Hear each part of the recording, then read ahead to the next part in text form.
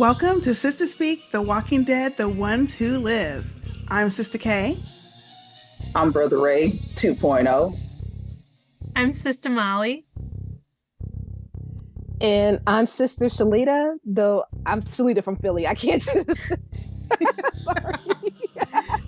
And welcome to episode 126. Let's get started.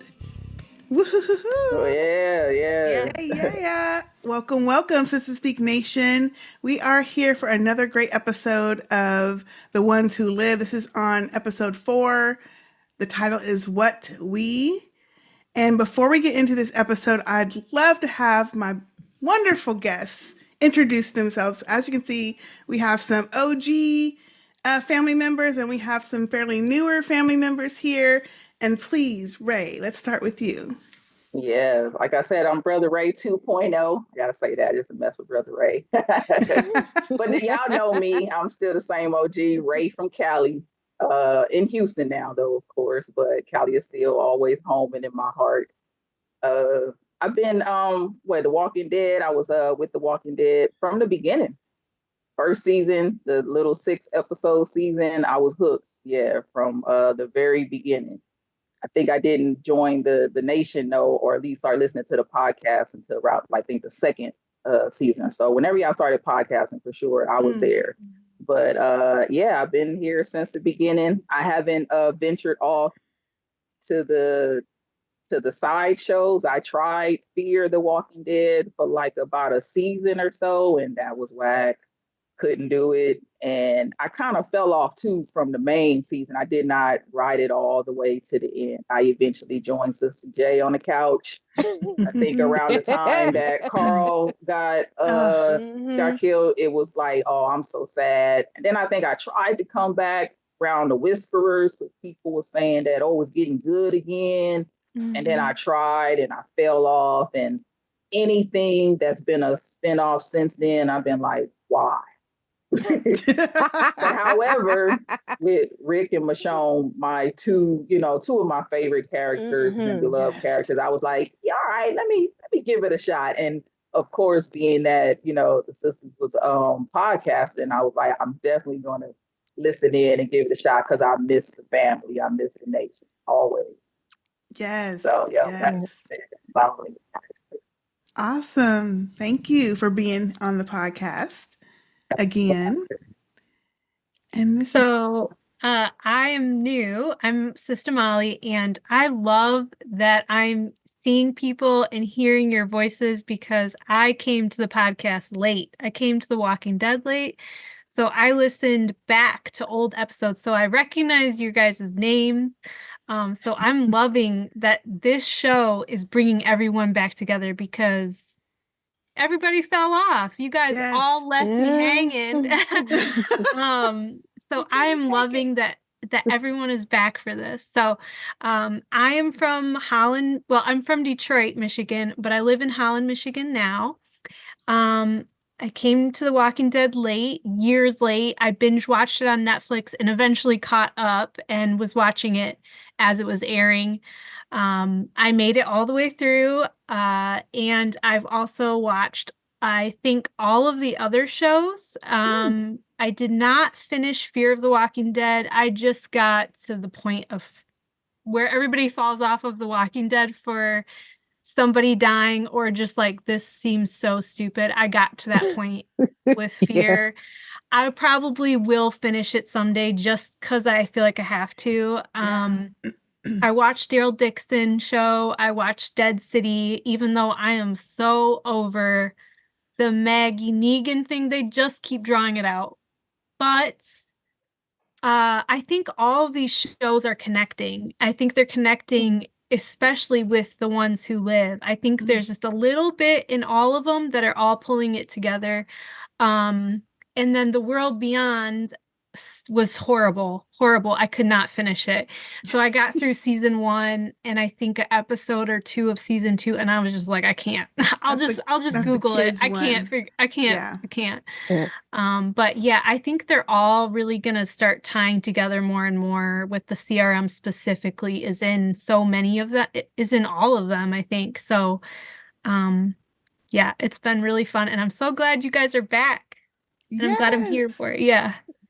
Me too, and I'm glad that all y'all Yeah. are back too. Yep. It's been a while since we had a show that was good enough to talk about and that everyone wants to join Hmm. with us Yes. about. Yeah. Yeah. So Yeah. thank you for Yeah. joining too. Yeah. And Miss Oh, guess Shelita. I'm next. I am Shelita from Philly, and I have been listening to the sisters since the True Blood days. So when you picked up The Walking Dead, I had to listen to that too. And I think I did one of those marathons. Remember when AMC used to always air like a marathon of the previous seasons or so before the Yes, next one the whole started? day. They got me hooked on like that way. And I think from like season 2 on, I was watching regularly until until they killed my baby Carl.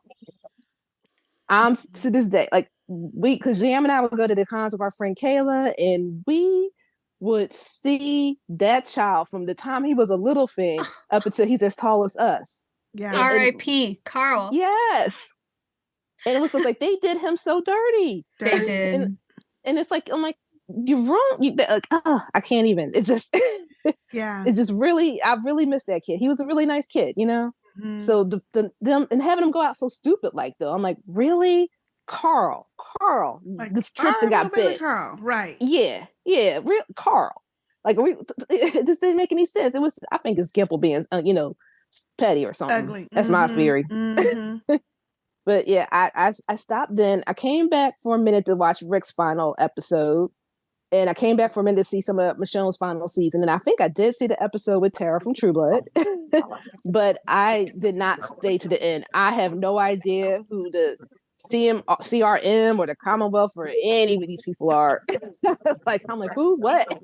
I think I saw a bit of the whispers, saw a little bit of that, and then that was it.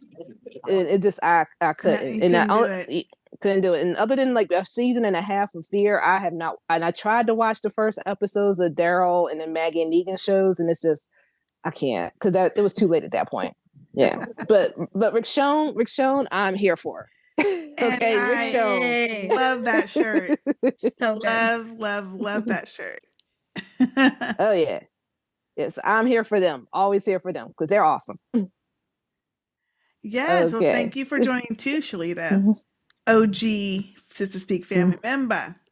And Yeah. we don't have it on this season, but Mhm. because I couldn't figure out how to make it work, because our intro with all the taglines is like 5 to 6 minutes Oh long. yeah. But if you go back and listen to the older podcasts of The Walking Dead, and we have that long intro with all of the character actors, Yeah.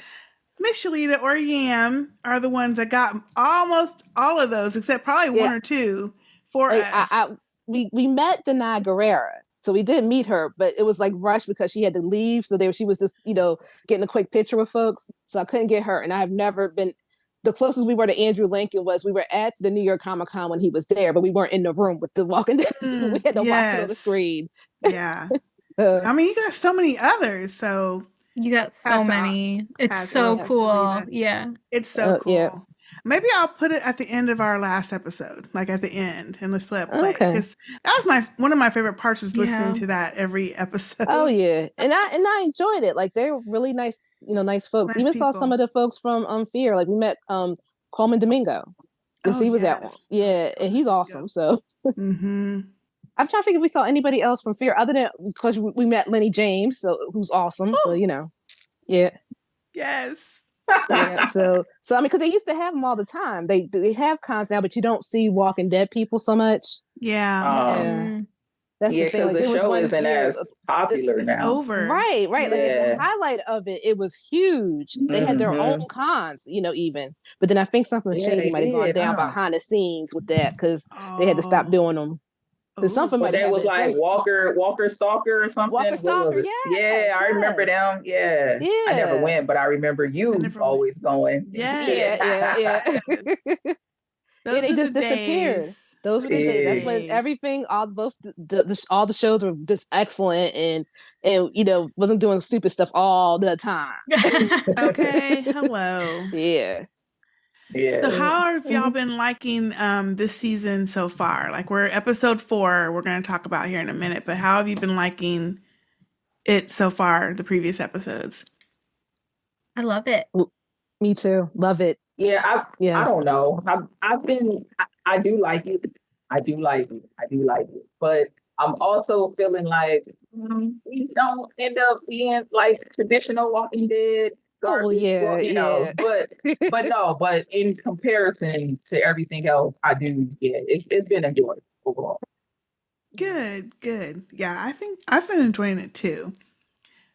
This episode, let's get into this one because we got a Oh lot to yeah. talk about. Well, Oh shoot, yeah. no, let's talk about we're going to get into it. Like the very beginning of this episode was the ending of the last episode Right, right. where they're in that rickety ass helicopter, which I was like, this Uh-huh. is not going to make it. Like, who is flying in this damn badass storm all of a sudden? Like, wouldn't you? Yeah. We got to go back.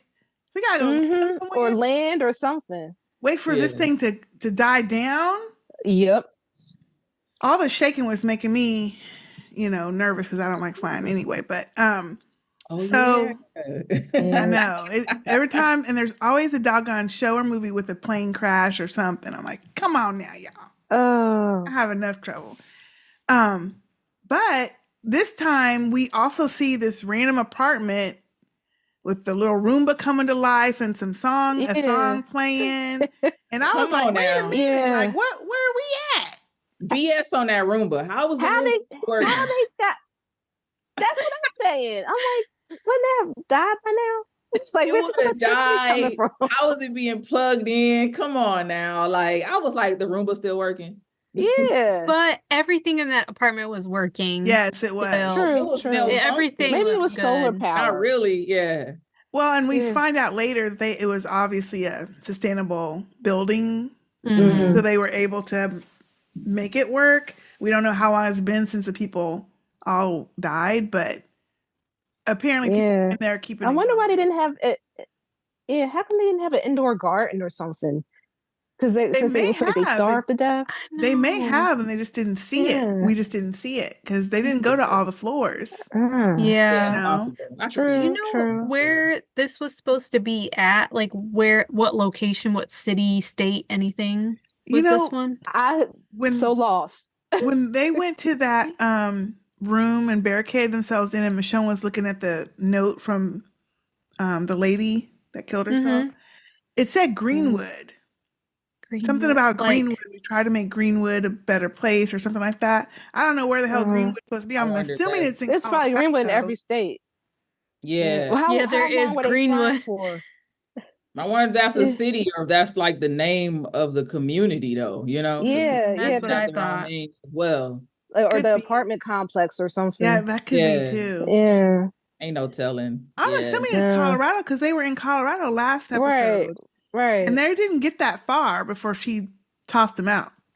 Yeah, which they showed the river this time. Because I was like, what is she doing? But you can see the water then, or river, like whatever. They see the body of water. So I was like, oh, okay. Oh, yeah, the first time I thought like you just jumped over some land? Like I know, yeah. I was like, what the? Like, come on. Well, you got even over the water is still pretty. Like, but they flying low. Survive, but however, it's TV. We gotta, suspend. It's TV. Well, suspension of disbelief. Yeah. So. And I feel like you're right, Shelita. They were flying low. Yeah. Because of the storm. And you can see when they go out, they're not that. I mean, you could see them go in the water. They're not that far. It's still, I don't know how believable that is, but right. Not be knocked out, hurt, something. Yeah, and then Rick had all that gear on. Yeah, and they went head first. Yeah. I don't know. Yeah. But she was crazy for that, but it worked. Well, you could tell when she was, even last episode, that scene when she's just looking at him, like, okay, muffo, we gonna have to do something to shake your ass up out of this, whatever you can. Because she had all kind of looks. I love it. I love her. I loved it. I was like, is she really mad at him? Did something really happen? Because them looks was giving me like, what did you do, Rick? I said she gonna stab Rick. Those were fighting looks. Those were I dare you. And you know what? He didn't back down. He looked back for most of it. He gave it right back. Yeah. I think it was that we are broken thing, like really set her off. Yeah. Yeah, And that you was like gonna get on that GD boat if I have to put it on your GD. I was like, No, come I on, was like, I Like, thought come about on. you. I thought about you when she said it. I was like, Wait, this is K over there cringing. But I mhm. mean, he's not himself, which we've been saying the whole No, season. no. He is not himself. But I mean, just her look like, I know you didn't think I was just gonna run off, Mm-hmm. and your plan with the That's what little he boat thought. before wasn't gonna work Uh-huh. anyway. So when they flew out I was shocked though last week. So at least we got to see what happened. They fall Yeah, into the lake or whatever it was. They make it to yeah. this little building. They go into the apartment, which just happened to be unlocked. Mhm. And it's a beautiful apartment though. Oh yeah. The Beautiful. windows, Beautiful. Oh yeah. Yeah, that beautiful. And apartment's that nice. scene where Mm-hmm. they're just standing in front of the window looking at each other Yeah. and they see the scenery behind them. I was like, oh, that's Mm-hmm. nice. That's nice. Yeah, Real Yeah. nice. yeah, that was pretty ritzy. I would love that. That's a beautiful. Yeah. Hello. Yeah. How did Airbnb, they, please. yeah, Oh, Yep. yeah. How did they get past the walkers though? Like which way did they go in? Because when she went downstairs, Yeah. Right. it was a ton of walkers. And I'm thinking to myself, you know what? Glass doors are probably really bad in the Z block. Oh, They yeah. could yeah, it see probably you. is. They could You know see you. But something? it was Now I'm upset because storming. I didn't think about that, Shalita. Like when they Yeah. first left, it was nothing but walkers. So yeah, how did they even Yeah. get up to that Oh well, apartment? then again, the Well, explosions though might have drawn the walkers to the building. Yeah.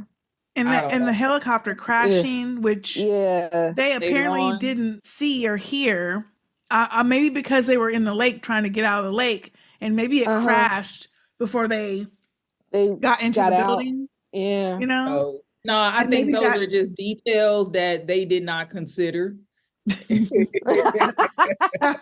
I think those are TV just details that they didn't think what people would, pay too much pay attention attention to. to, Oh, they or gotta just, know better. like be focused on the conversation between, Rick and Michonne. Like, we ain't gonna worry about this other stuff.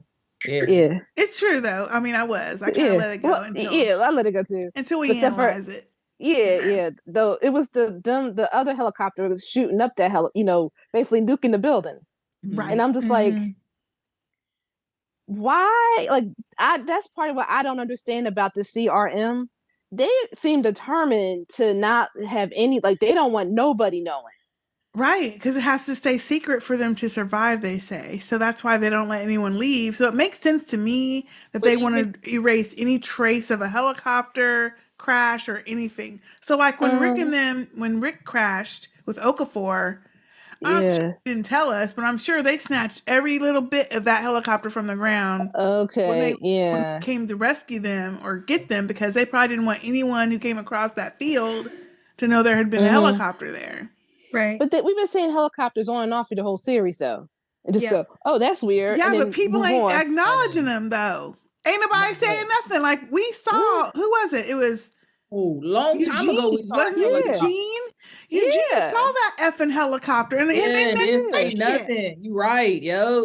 And But that's even why if I they had to stop did, watching because I was like, y'all not even going to acknowledge the fact that this fool's famous. yeah. Not even going to have a one sentence to say, "Hey, yeah. y'all, I saw a helicopter," and them going, "Yeah, right. Yeah. You're Like crazy." I mean, I know they That's would all they could have bring. did. I know that was just weird. It was, Very weird. yeah, Okay, I can see that then, because at first I was like, it seemed like they would be using too much ammunition, just too much effort yeah, to go and erase any, like trail or trace of them, right? yeah, But now that you mention it, the likelihood if somebody saw them, that they would reference and see like, where's the helicopter coming from? Where's that community at? Let's try to find them. Yeah. Mhm. Yeah. If they Well, got a helicopter, then yeah, I think I well, want depending on where they were, because it depends on how close they are to Philly, with to determine whether like they would even get that far to trace them, unless they know that there's going to be equipment or something on the helicopter that's going to say a map that leads right to where they yeah, are. Oh, well, that's how would they know? they're Yeah, not where close to to go. Philly at all, but I'm No, guessing. not if they're in Colorado or in that vicinity. Colorado. No.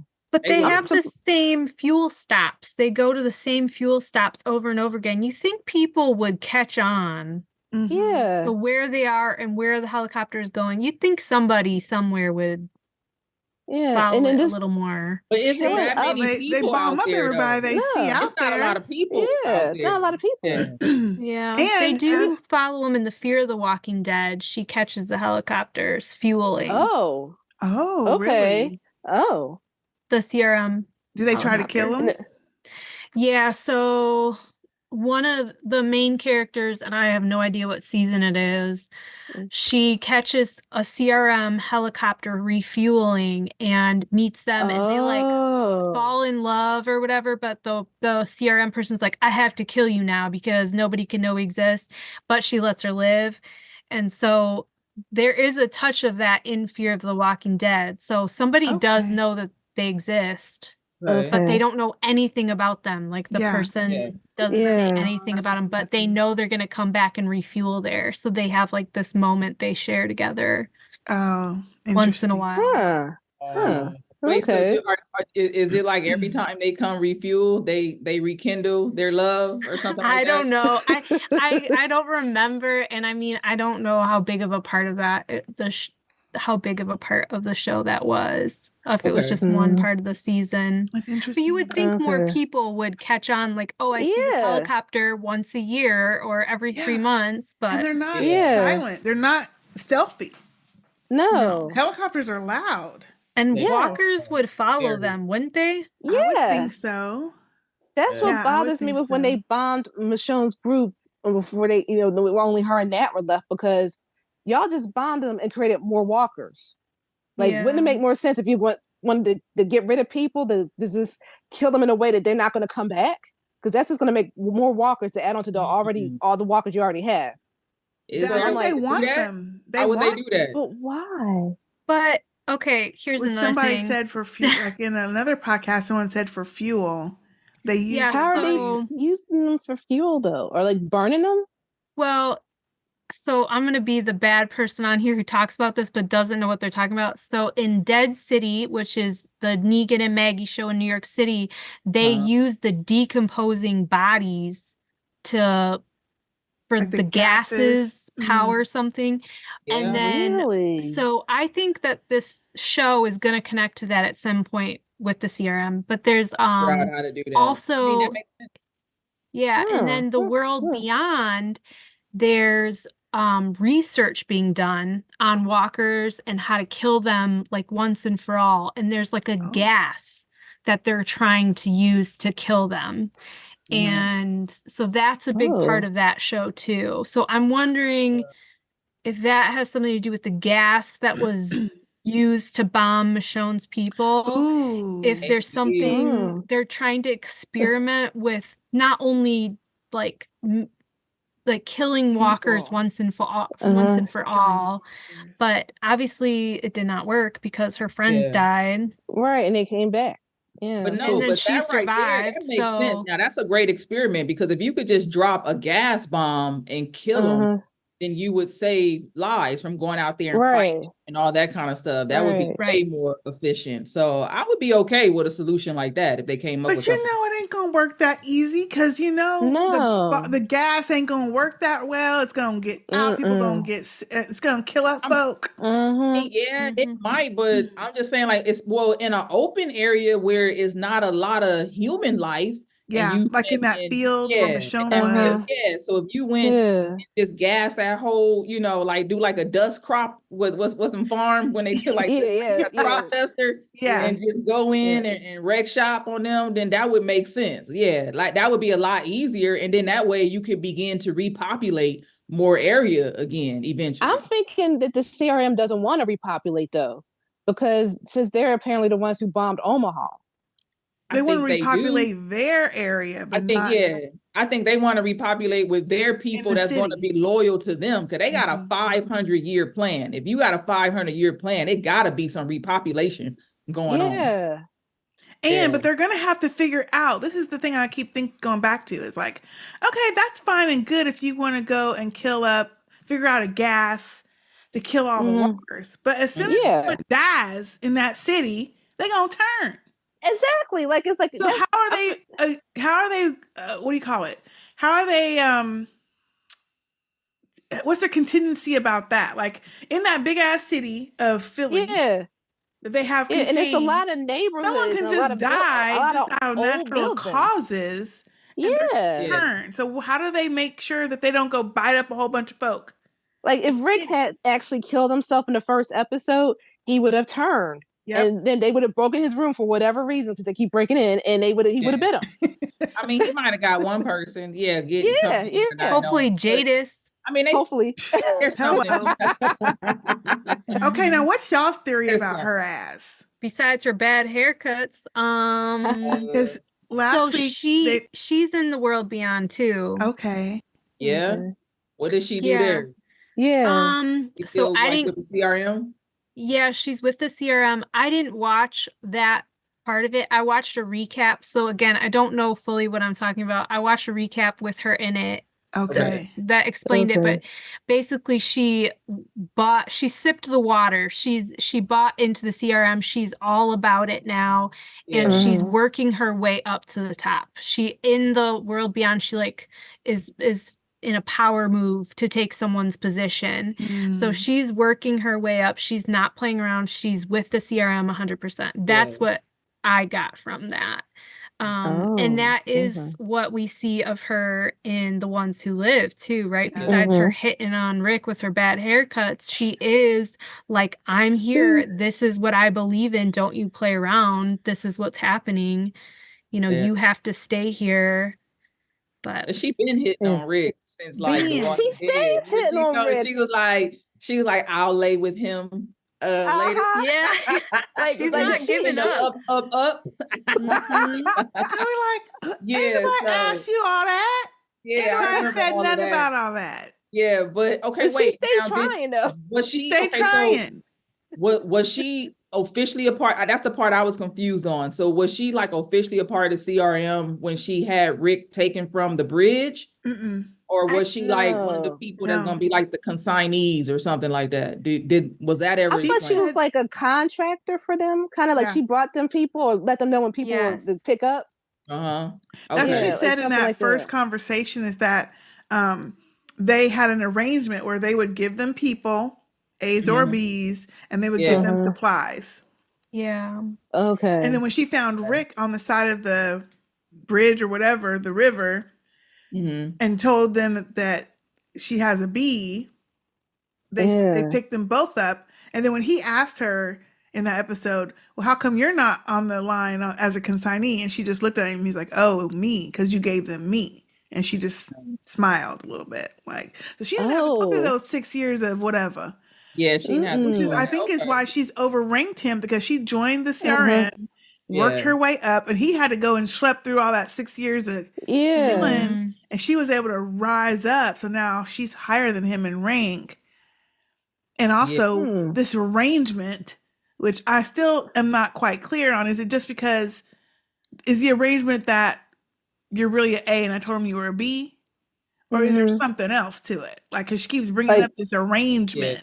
Because she knew he was an A, so why did she? I think it's more. She didn't know what their thing was then, though, either. Yeah, she knew he was not a B. Yeah, he definitely was an A. But I think she liked him, and she was like, "I'm gonna do you a solid. I'm gonna save you and say you were B, so you can live." And then later on, she probably thought she was gonna get some favors. He was gonna take her. I was about to say, she's hoping he'll just fall in love with her over that. Thanks for saving her off a little something. Yeah. You know, I saved you from death.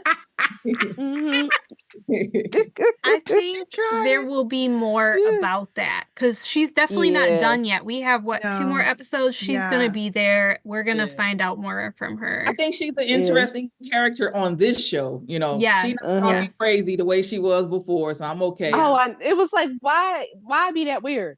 I don't know. I mean, she's still a little weird, but less weird. And at least now, like, we seeing her with, an agenda. We don't really know what it is. So there's a mystery there to see how, she's going to play out, and if she's really what's she up to against him, or if in the end she'll, really kind of like just, like turn a blind eye, or whatever. I mean, she definitely has a soft spot for him, because even with all of her threatening at the very beginning of that episode of, I'll kill everybody if you guys run off.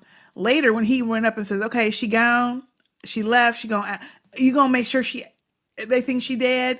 She went ahead and did that. I mean, she didn't, she was fussing, but she did it. But that serves to her advantage still. Yeah. Dawn is gone. I have a better chance of getting that Rick, right? No, look, she ain't got none in however long. Yeah, but no, that is true. But I think she the kind of person that's delusional and will still hold out hope.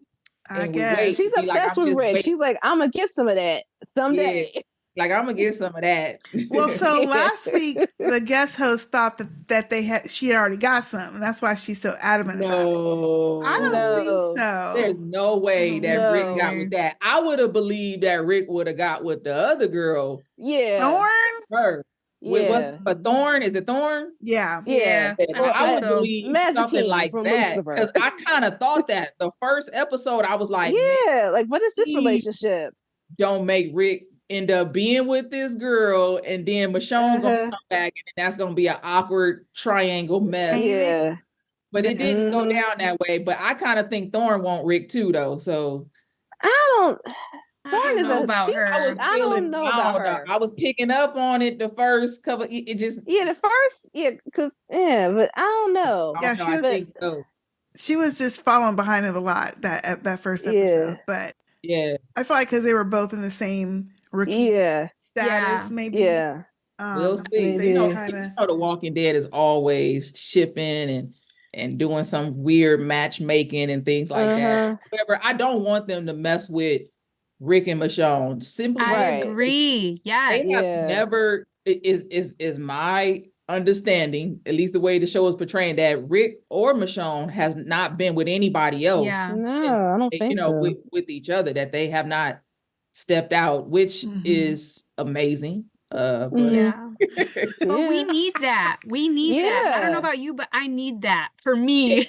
And for the show, like, we need a good relationship like that on TV. Because I don't think we had one like that since Maggie and Glenn. That devotion. This show, they were the power couple for a long time. Fear the Walking Dead has a couple like that, or did, but nothing like that in The Walking Dead, and especially with such good characters and good actors and deep rooted within the show that you're all rooting for. Like, do not ruin it for us. We need this. No. This. Please don't ruin it. Well, that's why last week I was a little salty. I was like, wait a minute now. We know it's not the real Rick. The real Rick, he's the little crazy off the wall Rick right now. Yeah. They gotta wrap this up because I was like, they can't have us going the rest of the damn season with him keep trying to push her off to keep her safe. She's very capable. You know, very. More capable than him, honestly. Like Jada said, together y'all are formidable. Y'all could do anything. Yeah. Is this gonna be a one and done? Is this like a one season and done? Do y'all know, or is it gonna be more? I don't think they've renewed it yet, but I think that probably is up to Andy and Denai whether they want to do a second season. Okay, I'm just wondering how long. I don't want it to go on forever either. You know, no, like do that too. Yeah, but if they did like 1 or 2 more 6-episode seasons, that might, be good enough. Yeah, not no 11 seasons later, because but. Yeah, but I don't know, because it's probably them. Plus, I can't speak on Angel Lincoln, but Denai's busy. She stay busy, so so she always got something else going on. So but she got love for this show. I mean, she came right back. She does. Yeah, definitely got love. This was the one that kind of put her on. Yeah. It probably helped her get Black Panther, so because it had this whole body of work on being badass.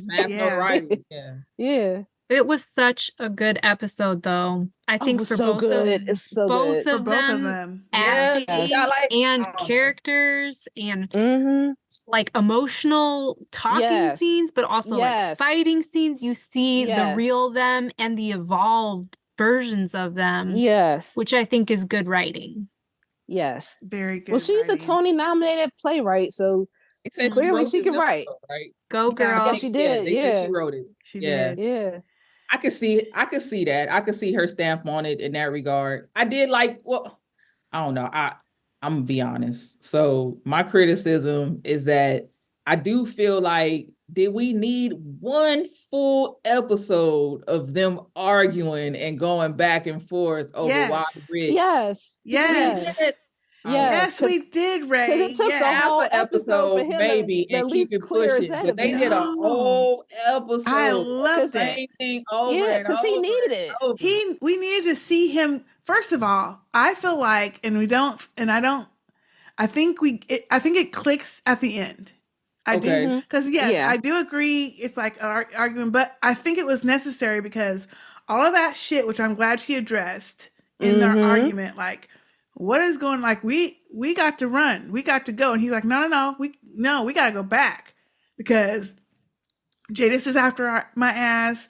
She's gonna kill everybody up, and when she makes that slip, because we've been talking, so there were several reasons. We've been talking the whole damn since they met. How come she ain't been talking about the baby RJ? Okay, finally, RJ. Ready. Finally, the right time. Him about RJ. Right time. But she didn't want to. She slipped up. She didn't. She slipped up. Yeah. To tell him about RJ. Yeah. Because he's too crazy. Like, no, I don't even think that. I think she was waiting on a more romantic, a more moment where they were together because you don't want to tell that, oh, by the way, you got an 18-year-old son now, like you need a moment to set the stage and to say something like that. And she slipped up and said it. She just slipped up and said it. And then she was mad about it. Like, I just said you had a son and you ain't gonna say. He didn't react. He didn't really react. Says, well, we still gotta go. Give me the little button thing. That's because after she tells him his name is Rick, we call him RJ. Obviously, Rick Jr. Yeah, almost 8, and all of that, he just goes, "Give me the little button." Yes, because in his mind, he like, now that's even more of a reason to protect the family. You just told me that I now have another child. I definitely got to protect y'all. I get that he was like immediately like, yo, give me the button. Like, it is what it is. But this is not him. Like, I get it. No, that's not how he would. That's normally not him. react. No, that's not how he would react. The whole episode, like, this is not you. But that is a part of Rick when Rick is afraid. So when Rick is terribly afraid, which we haven't seen much, but remember when Negan first like had killed Glenn and Abraham and treated, Rick was like, look, we gonna chill. We gonna give them what they want. I'm not losing no more people. Rick was a shell. That was the snot bubble. What we remember Rick being a badass. So I understand where Rick is like, look, I don't know how to fight these people. I don't have the weapons. I don't know what to do. So the best bet is for me to sacrifice myself and to save my family. That's what any man is supposed to do. I get that. You might not like it, but I do understand the logic behind it. Like, if somebody got to be sacrificed, it's going to be me and not my wife and kids. But after they blew up the helicopter, like, they really, really think they're dead.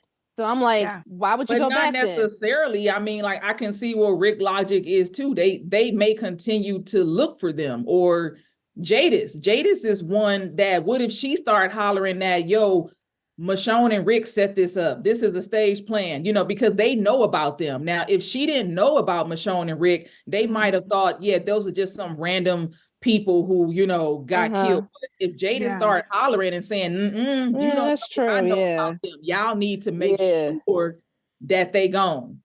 I understand what Rick is like. I'm gonna think a little bit deeper on this. It's not that cut and dry. It's not that easy. Michonne doesn't understand because she hasn't been there with them, seeing all the stuff, right? Trying to escape as many times. He's still, in like remembering their glory days and the people that they fought, which is legitimate, but a different enemy. This enemy has technology. True. And they got numbers, and they got equipment, and I do have a question. Michonne is bad with the katana, but that ain't gonna be shit against some. And does she still have it? Like, where is she lost? Is the katana lost for good now? Well, he gave it back to her when she was. But where did she put it when she came back? I think she left it there because she didn't take it on the mission with her. She only took the little stick. Yeah, she can't take it. Right, true. So it's gone. It's still back at the their camp. Yeah. Somewhere. That thing's iconic. It's literally in the Smithsonian. She'll have it in the finale though. Watch some kind of way. They're gonna go find it. Yeah. Be like, how the hell she get it? Well, he hid it in that locker for her, so she might have put it back in that locker. That's what I think. Maybe so. Yeah. So I have a question for you, Molly. Mm-hmm. Where is everybody? Because they're no longer. Are they still in? They're no longer in Alexandria, right? I think they're in Commonwealth. They talked about it in the last podcast, right, Sistah K? That's where I'm confused. Where's the Commonwealth? They didn't talk about where it was though. They did talk about. They did talk about the Commonwealth, so it must be near Virginia. I don't think it's that far, but it was a journey for Eugene to get there.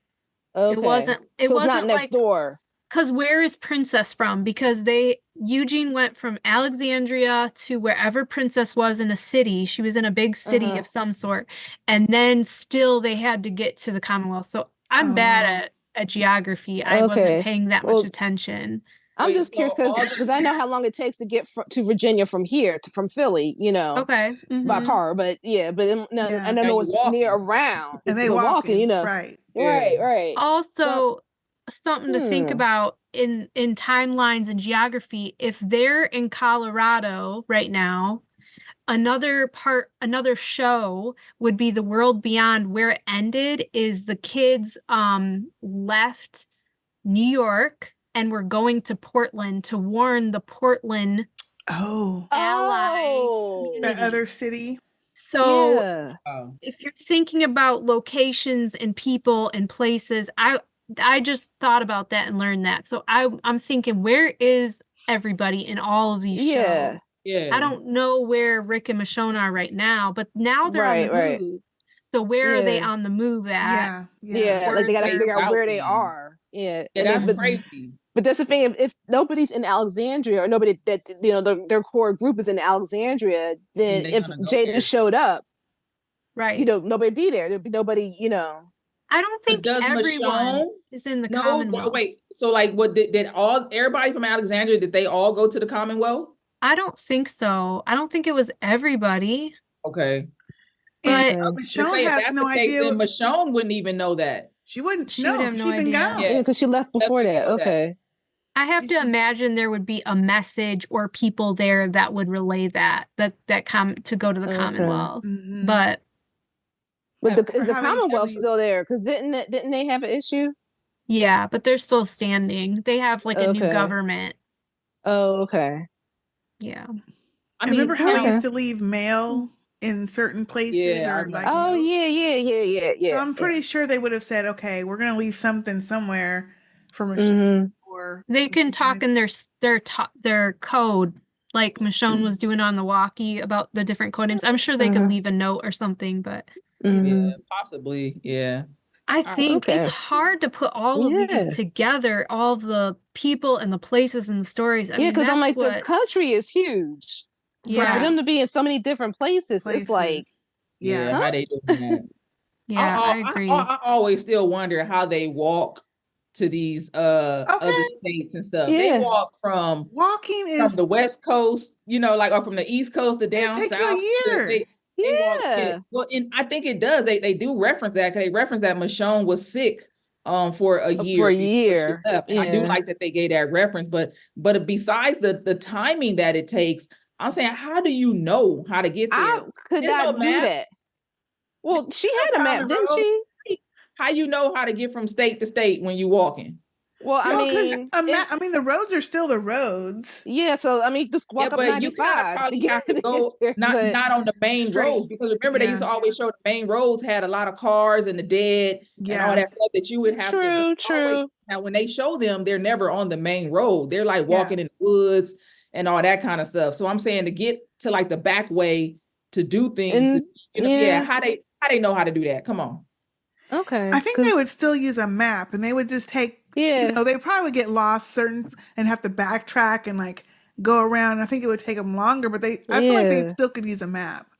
They could, but whenever they get to where was these maps at? When the last time you seen the map? When the last time you seen? You gotta dig it out of a library or something. They have them in the supermarket, maybe. Gas station, or Walmart. Old Mapscos, those big thick ones that used to have. all the like major cities in it. Yeah. I'm sure those are still around.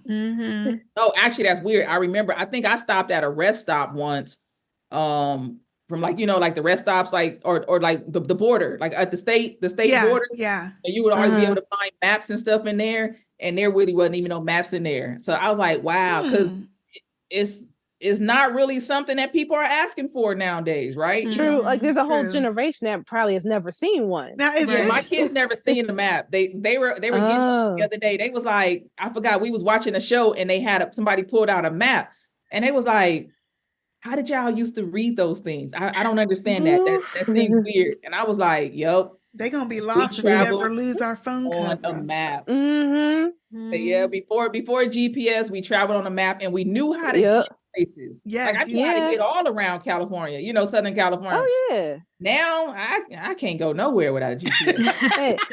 So true. Hey, I got a paper map at a Albertsons in Texas when I was there like 15, 20 years ago. Yeah. And we had gone to South Fork, the actual South Fork, and we're trying to get into downtown Dallas. And I was like, I got a paper map at a supermarket. And I was like, okay. I feel I'm gonna look in the supermarket or anywhere now. If I find a map, I'm gonna post a picture. Do that. But this show, the apocalypse supposedly happened like 15 years ago. Yes. 20 years ago. Now, 15 to 20 years ago, we had maps. Because we didn't have our phone GPSs like we do now. No, we had the flip phones back then. We had flip phones. So I think in the time that this has happened, I think it's plausible that we would still have maps everywhere. Find some maps around. Okay. Yeah. But now, if the show started today, I feel like it would be different. Yeah. Okay. I think the CRM is obviously going to have storage of tons of maps and remake the maps and distribute for their people. And same with in one of the seasons of The Walking Dead, Maggie went with some woman and some group and they were going to build things. And I'm sure they had a storage of maps. I remember that. Like there's going to be communities that just have that kind of resource collected and stored. I feel like that would happen. Like they'll start making maps. That was recruiting Maggie to do that. I think it was somewhere else. Somebody different. Yeah. Okay. Yeah. And they never really went over who that was either. Yeah, she just kind of disappeared for a while. That makes sense. So that they would reestablish some things. Yeah. Okay. So I think that makes sense. But they're having this argument, and she's talking about a book. And I was like, I know this is going to make a point. I love the book reference. I did too. But I loved it when she says, and I used to think I would be a creative writer, but then I went into art history, and then I got bored, and Yeah. But you really have become a great creative writer. That note you sent me about that. And I was like, okay, I loved how they did that. She wanted to fight. She wanted to fight, honey. Yes. She was like, I choose violence. And Definitely choose violence. I like that she was trying to see what would push his buttons, right? She's like, I'm going to bring up Judith. And she accidentally brought up RJ, but she's like, I'm going to bring up my kids. I'm going to bring up this. I'm going to bring up that. I'm going to see what I can get out of him, right? Like she was trying everything to piss him off and push him and get him to open up and look at the situation clearly. Because even when they got in there, you could see she was angry, but she wanted him just to grab her and hug her again, like when they were at that tree. But he was so okay, and you can see he wanted to too, but he couldn't when she was changing clothes, and he was. Oh, that was Rick was scoping her out like. I felt Rick. I was like, Rick is like, should I go over there? Should I get? But then when she turned around, I was like, don't even think about it. Yeah, in that scene, I was so mad though, because I was like, now, if they go this whole episode and they don't do nothing, right? I'm probably captain that. Like, no way. That's what I was. I'm like, they're finally alone. They have to do something. Yes, come on now. I was like, it's been years, and they just saw each other. No way. And he was looking too. He was looking. Damn. He was looking. And then they have showed the X on her back, which I totally forgot I did too. what happened with that. Yeah. I was excited that was there. It made sense for this whole story. Yes. And so anyway, but that just continued. Like, he's like, no, we have to go back. And she kept ignoring him when he kept saying, give me the little button, give me the thing. She's like, really? This is what you want to do? Like, we have to go back to our children. I've told you about, you have a son. You haven't asked about him. You know, you're not even, don't even want to know what he's about. What is this? I mean, do you even still love me? I mean, they went through the whole thing. Gamut. Yeah. And did you find it funny, like I did, that every time that damn Alexa would say, he was like, what the fuck? What the hell is that? Like, he was so disturbed. I felt him so much with I was like, why is he so? But you know something, when you in the heat of the moment and anything is interrupting you like that, you would get aggravated like that. I could see it, but in the I was like, why he keep tripping on that? Like, what the he was tripping. It was so funny. He's like, what the fuck is that? It will be regulated in 10 minutes. Yeah. I also think. Oh, go ahead. I was wondering why they put that in there, right? Like the voice part and the Roomba. I think it was for comedy, like making us laugh, but also, like you said, Ray, where you're in the heat of the moment, you're already kind of mad, and then that one thing happens, and you're like, all right, what is that? I think that's why it was written. Yeah. And considering that they haven't experienced that kind of technology in a very long time. Right. Now they in a house that's, like doing all these things, and they like, state of the art. State of the art. Yeah. It shows that he, like, Michonne knew what it was. Like later with the Roomba, he's like, what the fuck is that? When they were in the bed. She's like, it's a Roomba. And he was like, oh, yeah, I had no clue. Yeah. But I feel like it shows like how different they were in their other lives. Like, she obviously knew what all that technology was. He was a country sheriff. He didn't know nothing about no Roombas. Nope. Well, it was socioeconomic though. Like I said, she was a lawyer. Right. She was probably making some bank, and then was he a sheriff or like a police officer? He was a police officer. He wasn't even a sheriff. Sorry. He was just a deputy. So that lets you know right there. And then it also lets you know that's why she was able to like run circles around him and speaking and everything. Yes. In her arguments and everything and all the jabs and all those things. I was like, man, I said my boy Rick didn't stand a chance in that argument. Not a chance. No, not at all. No. Because he was going on a lot of emotion. She was too, but she was trying to break it down logically for him. Like, when the prison doors open, you leave. You don't stay. Like, she was trying to do everything she could to logically talk to him because she could see he was She's a lawyer. She's using logic and arguments and all that stuff. And he is solid on his point. Protect. I have to protect you. All this other stuff, I get it, but I have to protect you. If somebody's being sacrificed, like I said before, it's going to be me. Like, that's all. That's the one argument that he had. Like, that's it. Like, I'm sorry, but that's it. I mean, that is Rick, because he blew up the bridge to save everybody else. So that is him. But it's just the way he was acting. I know. And her coming all that way, leaving the kid. And then I think that's, like she said, this is not how I thought this was going to go. After I found you, out of all these people, I found you. You're just going to have me leave? You thought I was going to leave? She's like, yeah. I did. Did anybody else? To me, I saw moments of their argument reminded me of Lori and Rick fighting in the first season, where Michonne says, do you even love me? Do you remember in episode 1 when Rick is talking to Shane in the cop car and he says, Lori asked if I loved her right in front of Carl? He was all pissed off. And then there's a couple other scenes where they're arguing and they're so different. If you look at what is it, season 1 or 2, where Lori's being bitchy about Shane and everything, and Rick just gets mad and like shuts down. But in these arguments, he's different. She pushes him and she knows him more. She knows him different. Better. And she knows him better and in a different way. And you can see that he is pushed by it. You know, he doesn't just Yeah. turn it off, but he is affected by what she's saying, and he's hearing it, even if he is in this like trance of like, I need to protect and I can't lose you again and da da da da. But she gets to him, and to me, I see that.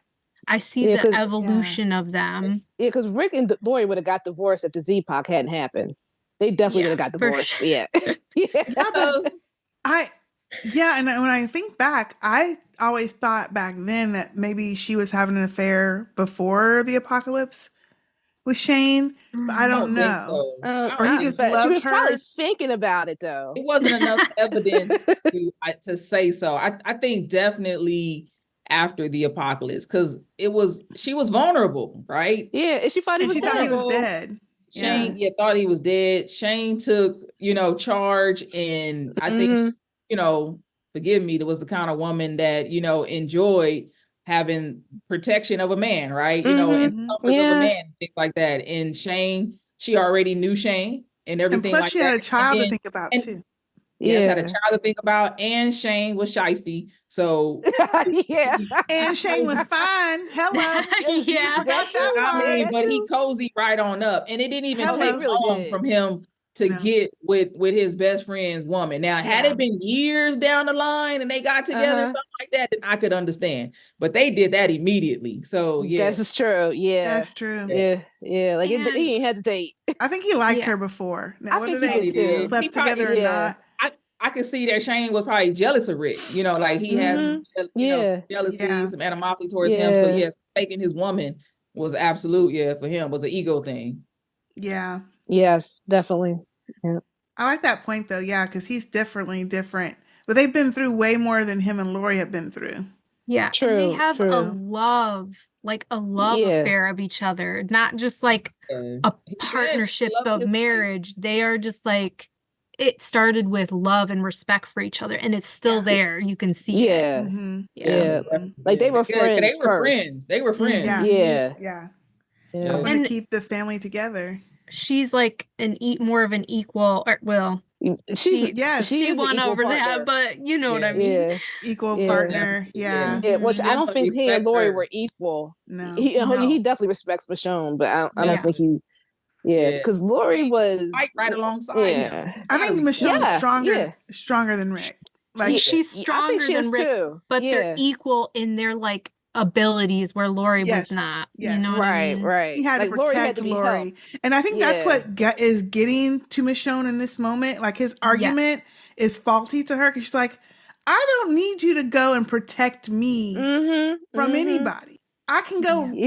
Take care of myself, but she doesn't come out and say that. So every time he says, I'm doing this for you to make sure you're safe, I have to make sure you're safe, she's looking at him like, you're fucking lying. Who are you talking to? I don't need you to do all that. We gonna do this together. He was lying. He wasn't lying. I think that really was a motivation of his. It might have been more out of fear, and she wanted him to live, like, don't be afraid. Like we got this, we can do it. But I do think that he was telling the truth about, I really do want you guys to be safe.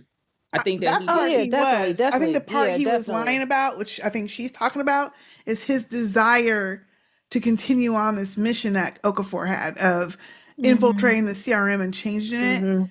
He may, but that was his excuse to keep her away. At a distance, I have to do this because this is the only way I can keep y'all safe. And she's like, no, that's not it. That's not it. That can't be it. This isn't even your responsibility to handle these people. You got some kids. Right. Some kids at the house. Yeah. By the way, did any of you guys take note of out that big window, the weather during their scenes of, like, at one scene when they come in and they're pissed off and they're just standing at each other and there's the storm out front in front of the window, but later on it calms down and they're like close together. Do you know what I'm saying? I didn't analyze it, but they definitely did that on purpose. Definitely. Yeah. Molly, look at you. I got all the definitely. Right. I ain't seen none of that shit. Nah. I ain't seen none of that. I didn't notice that because I kept thinking outside of that window. I just really. No, I didn't know. I want to go there. It was beautiful because of the lightning. But I think it was a painting or something though. Like I don't think it was like a real place. Like there was like a painting or. Don't tell me that. I want to go. I don't know, but yeah. I mean, it could have been an office building or some apartment building in Jersey. That's where they filmed everything. Really? But yeah, I don't want to go to Jersey. Why does Jersey get such a bad rap? I've never been, so I can't talk. I got family in Jersey, so I can't say nothing. I was just there the other week. I've been there a couple times. It's not that bad. I didn't think it was. I mean, it's the driving is crazy. That's what it is. It's all highway. Oh, yeah. It's all highway. New York? I don't think anything's as bad as New York. Oh, okay. Because New York is crazy. Like I've driven in Jersey. I would never drive in New York. It wouldn't even make sense to drive in New York. Wouldn't even make sense in the city. I did it. It's nerve wracking. Yeah. Yeah. See, I've driven in Jersey. I would never ever drive in New York ever. Yeah. Okay, so we get to well, they argue a lot, but there are several things that I like that he said, like when he at first said, I told you not to show who you are, and you had to go and beat my doggone kill record. Yeah. How we knew that's what she was doing because she kept looking at that number. Yeah. He's like, I told you not to do that. And I was thinking, you know what? That is so true. They both made good points in their arguing. He's like, I told you to lay low. But I don't think she could. She couldn't. I don't think she can lay low. It's not in her. It's not Day in one. her. It was like Michonne. Day one. Yeah, day one. I know, and I was like, Michonne, now ease it on down. Yeah. But I think he pissed her off too much. Now she really should have laid low because that was dangerous. Yeah. But I don't know if she fully understood how dangerous it was until she. What episode did she look out at all the equipment that they had? Was it the second episode? The second episode. Okay. The end of it. Okay. Yeah, but I think she was trying to lay low, but then he had that escape plan and the note in the boat. She was after that. She was so mad. She was like, she was so pissed. That was her taking out her anger. Yes, exactly. Yeah. She's just like, oh well, forget it. I'm gonna be me. Because he obviously done forgot who the hell I am. I'm gonna get on this goddamn boat. Oh no, let me show him who he really married to. Yeah, wait, she was cutting her head over her shoulders, looking at him. And I'm like, so you about to get both of y'all killed because you mad? But it's been a long journey. She was pissed. And she doesn't understand the CRM fully yet, like he does. Like he knows. Yeah. And he also knows Thorne's got her eyes on Michonne. And she doesn't see any of that. She's just pissed off. She wants to get out. She wants to get Rick back to him his normal self and bring him to his senses. She gonna learn today because I got a feeling they are gonna end up coming after them. So something's gonna happen. Something's gonna happen. It's not gonna be that. Now, what did y'all think about the scene where they are arguing, and then she says, you know what? When he finally is just said it over and over and over, she gives him it's actually when they were getting close, before they kind of stopped arguing, they were getting close, and she gave him the button. And then they saw the helicopter, and she's like, oh, well, this is great. They're going to think we're dead, blah, blah, blah. He's like, nah, I'm still going back. And then she was like, oh, okay. Oh, I don't know you. So she went around and got all her shit together and left. Yep. Thinking that he was going to follow her, and he didn't at first. Yeah. That's what she wanted. Can we talk about the knife? Did anybody else think about the knife situation? Like, the scene where she pulls it out of the block. Isn't that the same scene back in the day where she pulled the sword? Yes. Yeah. When she had after the prison fell. Yeah. But then, so I'm side note on the knife because I've been thinking about it. Later, when the helicopter bombs the helicopter that's crashed into the building, and Rick comes down and he throws her to the ground. And she leaves the knife. They show the knife on the ground. And the bamboo stick. Yeah, my question is, did they show that because the CRM's going to find it later that there's a knife sitting there, or is it just to show that she doesn't have a weapon for the fighting scenes? I don't know, because the building fell down. So do you really think that the CRM is gonna really look through, rubble? Rubble. Yeah. And even if they do find a knife, that I don't think that would identify that somebody was there, because I mean people used to live there, Yeah. There's zombies there, so anybody could have at one point left a knife. Because like the building literally fell. But I think maybe fell to really prove that she didn't have a weapon. Okay. I wanted to make sure because they definitely showed it. And I was wondering like, that too, because when they ran, the building wasn't coming down yet, and I was like, it was just creaking. They could have bombed the helicopter, landed, and then tried to go through the building to see if anybody was alive. Right. But then after the building fell, I was like, yeah, that couldn't. They're not that going wouldn't through work. that. They're not going to go through all that. No. Just want to make sure I'm not crazy because they showed it, but I was wondering that too. I kept thinking. I'm surprised they didn't go through the building. Like this, I'm surprised they didn't go through the building to make sure. Sure, yeah. Before they bombed it, before they bombed it. That seems like something they would do. Yeah, right. Yeah. But maybe they didn't realize that they had jumped out before it crashed. Yeah, they had to imagine it probably happened so quick that no one knew. The pilot was probably trying to get it together before it crashed, before they could say anything. Or did the pilot say something to the CRM about them jumping out before they crashed? Yeah. Because we don't know the timing, right? Yeah. Michonne and Rick jumped out, they got into the building, then later they saw the plane crash. And like you said, or the helicopter crash, they didn't see when it happened, they didn't feel it, they didn't notice that situation. So we don't know when it happened. I still think there's a question of that. Yeah. Because they could have rated that back, and they could have, since they know that Jadis brought Rick in, they would tell her, and then she would be like, "Oh, really now?" And let them know, "Oh, that's his wife." I don't think Jadis will do that, though. I don't think Jadis will tell anything, because that's going to implicate her. Maybe not right away. I don't think she'll say it ever. I don't think she'll say it ever. But I think it will trigger her to do something. She'll say, "We have to go find them and be sure." And then she'll play it off like she's going to search and rescue, but it's really to kill. So she's not going to let on. I don't think she's going to ever say it unless. She likes her power, and she likes to keep she really close to her. And always Rick, she wants that close, just in case, just in case. Well, her time to do it was when he was laid up, but apparently it didn't happen. I know. You figured she would take advantage. That was the only time she could have done it. Where he was incapacitated.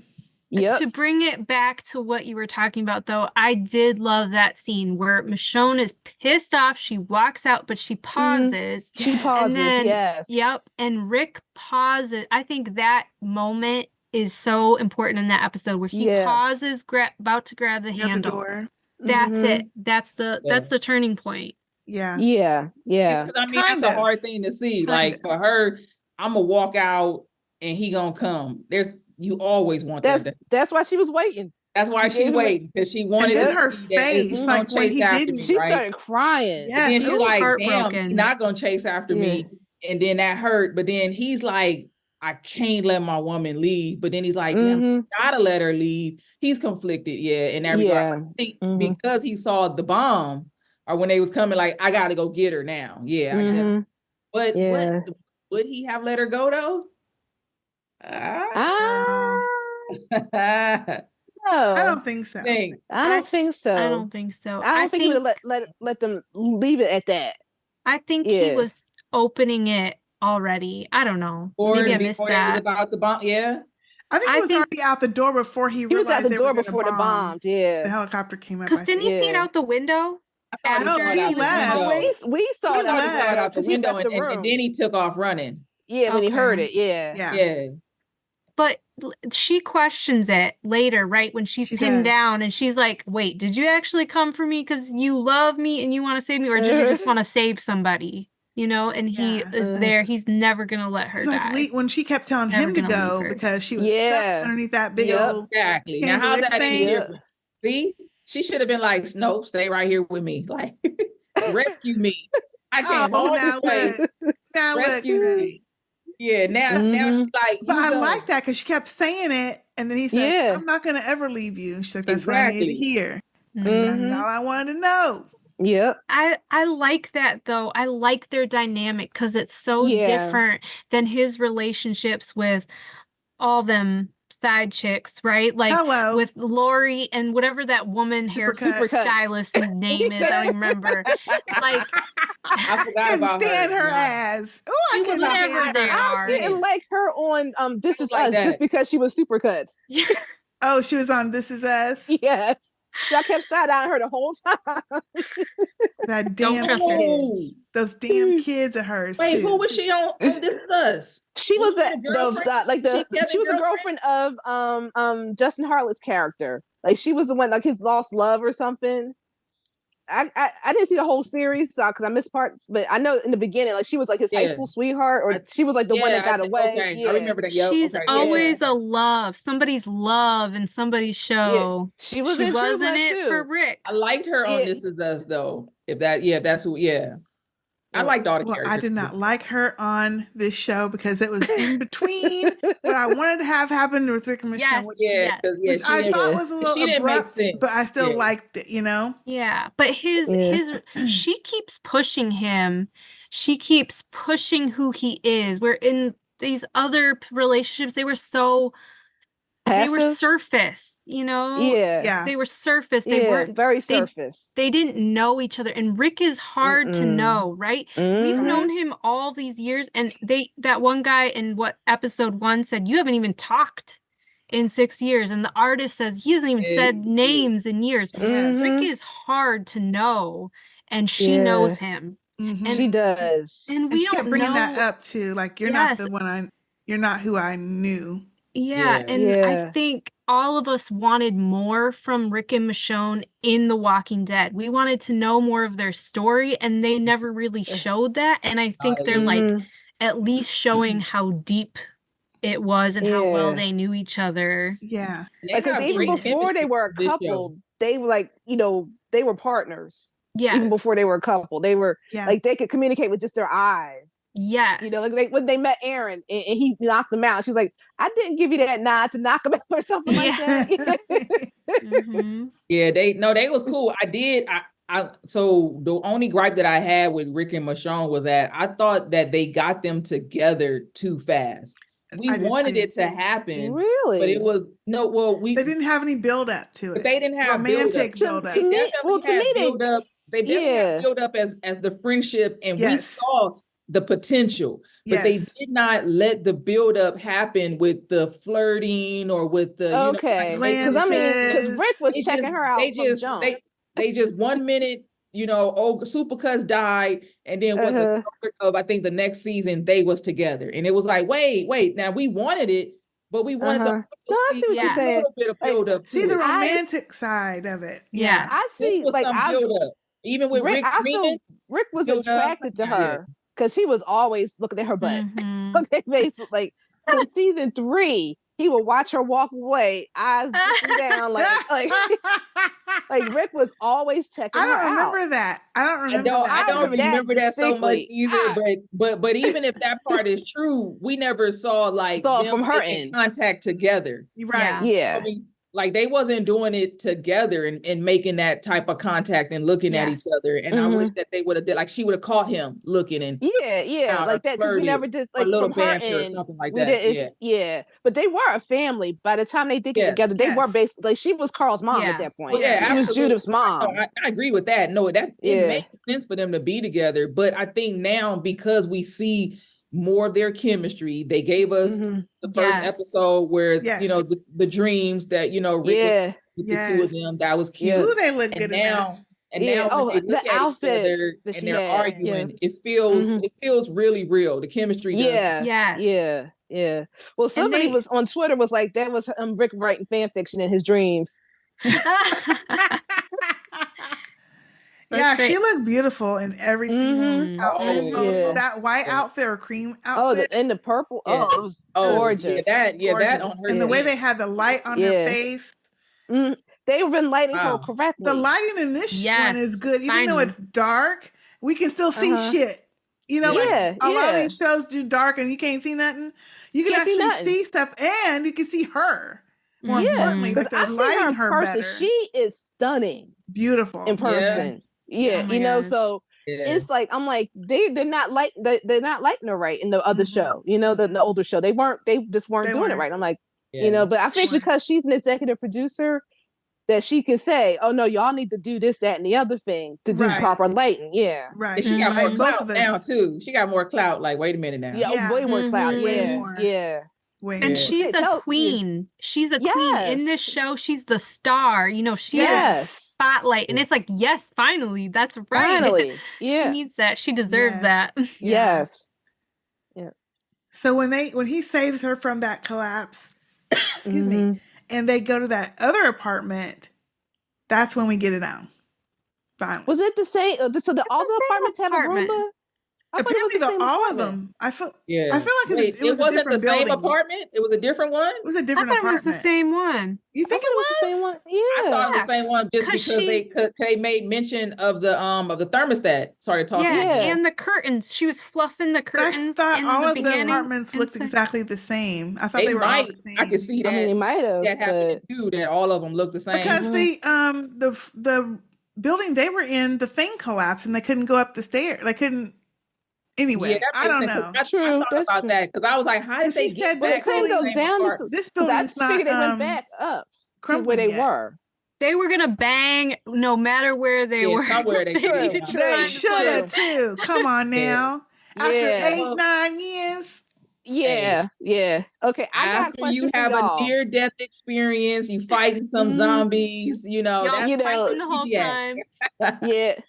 Trying to get it out. What happened. I got a question. And you got in that scene where Rick, do you think Rick had was having a panic attack, or was he having some premature ejaculation going on? I knew somebody was going to say something about that. No, I think he was having a panic attack because she puts his hand on her heart to calm him down. Yeah. Right? Yes. Yeah. I'm Shelita. He was like, Ray. It's been a minute. He was like, it has been a minute though. He was having dreams. It's been a minute. He was like, oh, this is what I've been waiting on. Wait a minute, I gotta calm down real quick. I gotta let me. Oh man, absolutely. I feel like he was like, this is finally happening after all these years. I was trying to get back to her. I gave up. I'm back. Now she's back. Like the look on his face, the bliss. Like he was just like, I'm in my happy place. Yeah. And they gave us a good scene. Like it wasn't just when they were kissing and they kind of went to another scene. It's like, damn it, they're gonna just cut it and then they're gonna be in the bed. They went back. They went back. I was like, okay, thank you. Because we need a little action. More. Yeah. They did a good job. It was intimate. It was intimate. It was tasteful. It wasn't just wham bam. It was intimate. It was very tasteful. Yeah. Very tasteful. That's a good way to put it. Properly. And yes. Yeah, because sometimes sometimes especially for male director, they're going to be like, oh, kind of thing, all in the places that they don't need to be banned. But that was very well lit. Very, tasteful. I would have been okay if they gave us one of them Game of Thrones scenes. You want to see some booties and some boobies? I wouldn't have mind seeing that. This is a network show. Well, it is. Wait. Cable network. They be doing a lot of some of their older scenes. Aren't they cussing and stuff now? They are. Yeah. And I'm just because I follow a whole bunch of Rick Schoen fans, so people put a supercut together of their some of their love scenes. And I was like, I forgot about that one in the van. It was really going in. Yeah, I forgot. Who was about in the van? It was a stupid episode. I remember Sistah J hating that episode for some reason. They found like a warehouse of food, right? Or something. It was something with him and her, and then it got stuck in a van. And then they start having sex. He's like kissing her stomach, and it was all like he was all into it. Ooh, I need to go find that because I don't remember the details. I feel some reason I'm feeling like when that episode aired and y'all did the podcast, Sistah J was not feeling it. It was not. Well, I will say, back in the day, it does seem like they didn't let it breathe. Like they didn't let the scene just play out. No. It's just like wham, bam, thank you, man, let's go. Yeah, and like when they first got together on the couch, and they were kissing. To black. It was really quick. And then we all of a sudden they're in the bed and everything's over with. So you're like, wait, we didn't even get to see. So not only did we not have the buildup of the romance, we didn't get to see a full love scene. Yeah. Like if you gonna have them get together, we want to see something slobbing or something. They were slobbing in the van. Yeah. They needed this episode for their love. Did. They did. Yeah. For their story. Mm-hmm. Okay, but now don't hate me, but here's my point. So after Michonne gave Rick some, he opened up. A little bit. They did that in the beginning and then say he wasn't ready. He wasn't ready. They had to he would have been ready banter. after the fact. He would have been ready after the fact.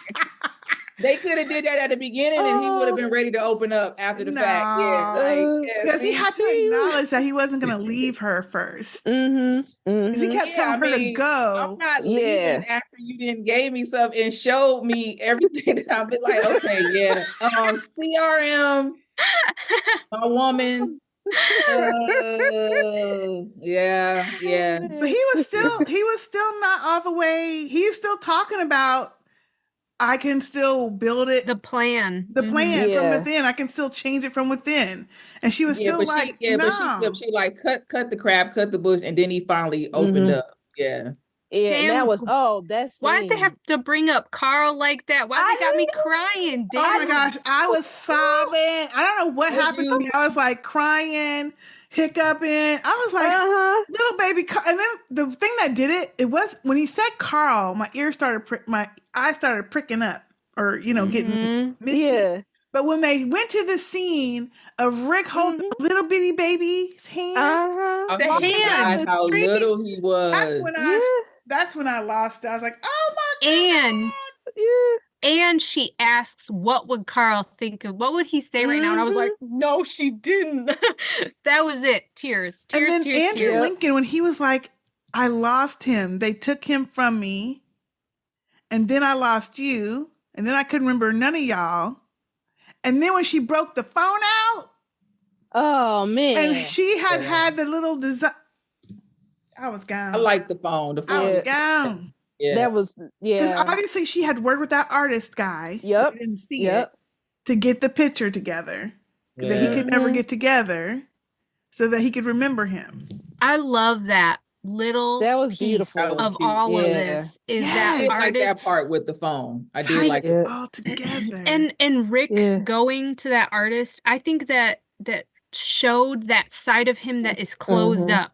That Rick that that doesn't talk, you don't hear about. That's him that they showed right there.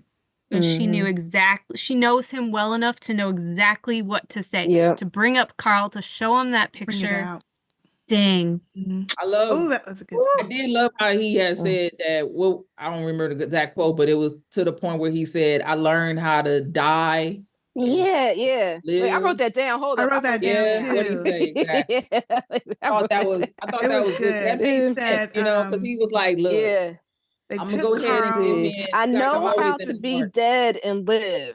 Yeah. But wait, before that, he said, I lost Carl, I lost him again. I'd meet up with Carl in my dreams, and that's how I survived in here. It kept me alive. But one day he was gone, he just left. And then I started dreaming of you, and then you were gone too.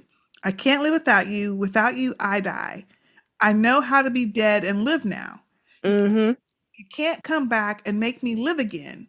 What if I love you and I can't figure out how to die all over again if something happens to you? I got to get ahead of it. I got to get ahead of it. And that was some beautiful writing right there. Now that part was great writing because that absolutely makes sense.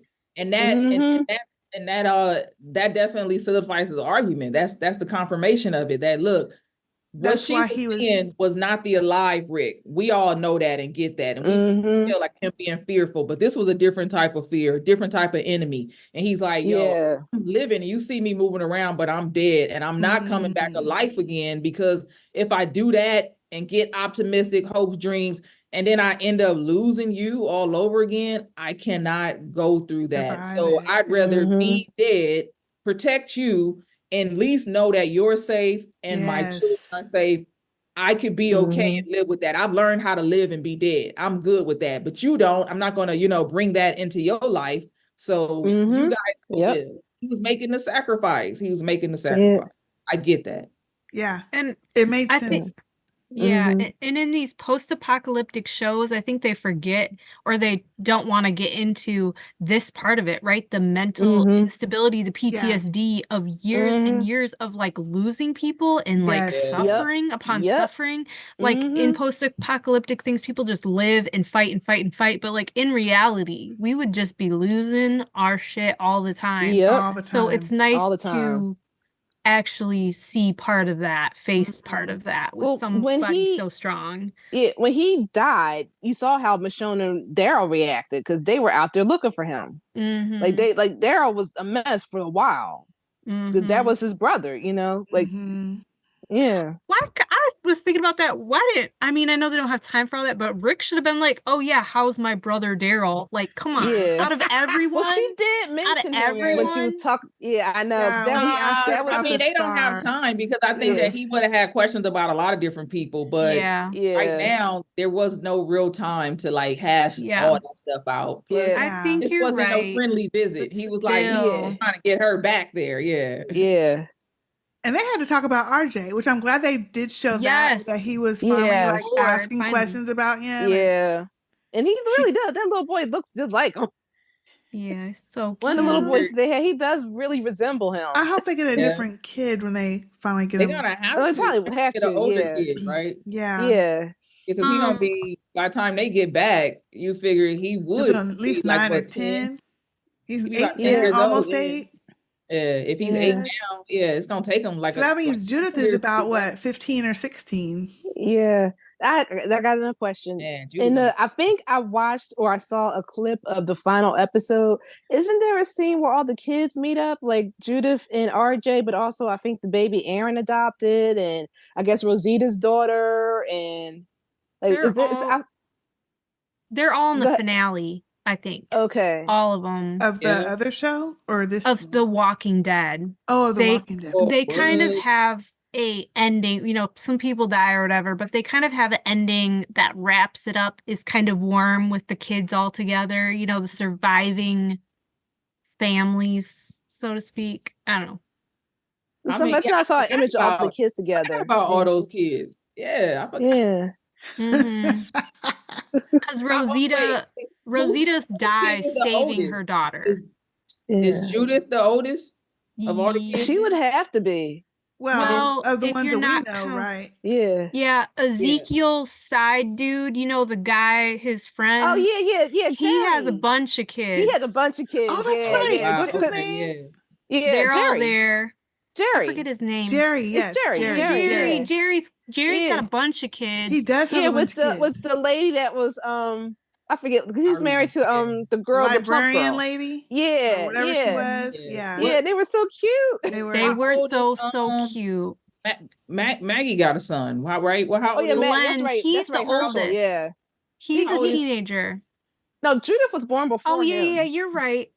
Because Judith was born in season 3. He'd be next, though, right? Yeah, he'd be next. He would be next. Little Judith Herschel was born in season 3. Yeah, they make him seem older in Dead City. Oh, he really? seems older to me than Judith. Do we know what the time period is that's happening? I think it's supposed to be like right after or pretty soon after The Walking Dead ends. Oh, okay. I don't know, because Glenn, to me, my impression is that he's like an angsty teenager, whereas Judith seems like 12. You know what I mean? Like not quite. But maybe that's just Judith. Judith been through stuff. That's just she just might be more responsible because she got Michonne as a mama too. She ain't playing, Yeah, Judith was out there, taking care of business. Yeah, Judith was what, like 6 years old? Yeah, I have a big old gun and whatnot. But Aaron's daughter is alive too. Okay, Aaron's daughter is there too. Yeah. That when they snatched up from the but they did kill up all those saviors. So I mean, somebody had to raise a baby. All those side people that I wanted dead anyway on the show. Not the kids. Should have been. Not the kids, but yeah, the other folks. One thing I was thinking about in this kind of ending is Andrew Lincoln is smiling. And when do we see him smiling? Okay. Like, okay. When was the last time you seen him? I can't remember. Yeah. Yeah.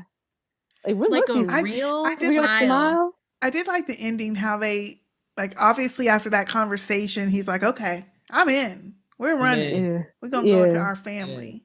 We can make this work. Absolutely. Together. They both tripping. They on a sex high. They really are. Like in the elevator, they are though. In the car. They not even focused on what's going on. You're right. They're playing around, giggling and all that. I'm like, come on. I'm like, oh yeah, they on a sex high right now. This is not the time to be trying to be getting cute in the car. Yeah. I know. And she drives away as like the car is shaking and the buildings are collapsing and she's like grinning. I'm like, girl. That was cute though when they got in the car and he was like, it's a stick. It's a stick. Electric stick. Come on. Yeah, now. that was weird. But then they had to climb over each other. They're kissing, and I was like, okay, come on now. Yeah. It's cute. I liked it. It was cute. It was really cute. Yeah. And until the damn zombie hit the window. Like, oh shit, let's go now. Yeah, right? A good thing they don't know how to. Okay, now I'm gonna go back to an argument that I had way long time ago when we first did The Walking Dead. Don't. Remember? Which one? Episode 1. Okay. When, because it was like 2 hours, right? When Rick gets out of the hospital, meets up with what's his name, Lee James, Morgan. Yeah, Morgan and his son. And Morgan, you know, he used to go up and shoot the zombies out the window. And he's seen the wife. Yeah. And then one day, the wife comes up on the porch, and the knob is turning. So how come these zombies now don't be trying to do doorknobs? That was a different showrunner. That was Frank Darabont. And maybe in his vision for the show before he left was the zombies would kind of remember or do stuff. Because once you zombie, so she still has some brain memory. Right, because she was going to the house. Yeah. And the doorknob was doing this. Yeah. And so now, like, when it made me think of that when we were talking about the car, like the zombie could have easily grabbed the door handle. Well, and they might have. I mean, so did they lock the doors? They initially hit the window. Maybe they would have reached for it next, but then they took off. You know what I'm saying? Yeah.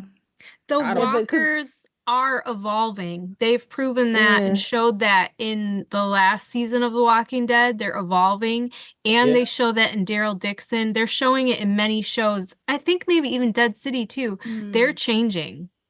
Oh, I don't like that part. I was thinking about that with the zombie. I was like, how long does it take for them to, like, they're dead, clearly they're dead, but how long would it take for them to decompose and their bones are like not even strong enough for them to walk, move, and all those things? You know what I'm saying? Like, that's the part that's kind of out there where it's like, I'm not sure that the zombie would have been able to. Like, would they still even have skin? Because, like, your bones would still be there, but the skin be falling off. And so some of that, okay, that don't even make sense. And then how they sometimes can, like, pile up on each other, or as well as, you know, like in the herds that they're in, why wouldn't they be even hurting each other in those situations? Because they're more fragile, you know, things like that. Okay, yeah. I think they show that a little bit in, maybe it's the World Beyond, where they're like part of a tree log and they can barely move because they're just like grown in with a log. I think they try to show that a little bit now. There was a scene in The Walking Dead with that, I think around season 3 or 4, where I think Rick is in the woods and he comes across the walker that's like part of the tree. Yeah. Well, he took that walk outside the prison. Something like that, because I mean they're decaying. Dead. I want to see that. My husband brings up that point a lot too, because a lot of these walkers would have not survived 10 years. Like, they would decompose just like anything. They would. But people keep dying, and like that community could have just been a bunch of people that died recently, 2 years ago, 5 years ago, Yeah. and they would still be standing and walking around. Yeah. I think. I mean, I we're get that part with new guessing. people dying, but sometimes like they just look so bad. They don't look like they do. But did you They notice? never looked at what insects do with the bodies, because normally if it's a dead body, insects start moving in and doing all kinds of stuff. But we don't see that on. Yes, that's a good point. Yeah. Do you know, Rick made a point when they were in the bed. When he said, "Did you see them? Like they're so skinny, they're so thin." Yeah. And I was like, "What is the point he's trying to make?" And they kind of went over it, and then they didn't go back to it. Wondering because they starved to death. They're I so think that skinny, they're starving. They starved to death. Yeah, but they're when not you open dying. the fridge, it was nothing. No, but I mean, I think when the people died, that's what killed them was starvation. I was thinking that too, but yeah, because when you open the fridge in the apartment, it was bare. Like it was just a brand new fridge. And then it was nothing. Michonne did say there's no props, and I was like, "Well, y'all didn't look through the whole building, did you?" Yeah. See, there's props on the ceiling or the roof, on the roof. Yeah. I was wondering why they talked about maybe they're that. supposed to. Maybe we're supposed to just what do you call it? Intuition that they did. Like he did mention that maybe the crops went bad or something. They had a couple of bad harvests, and they didn't have any way to get any other food. Yeah. Yeah. Because it happens. Yeah. Crops go bad. Yeah. Yeah. And shit, it would definitely. And they probably didn't have any animals or anything. Yeah. With all these dead, decaying bodies all over.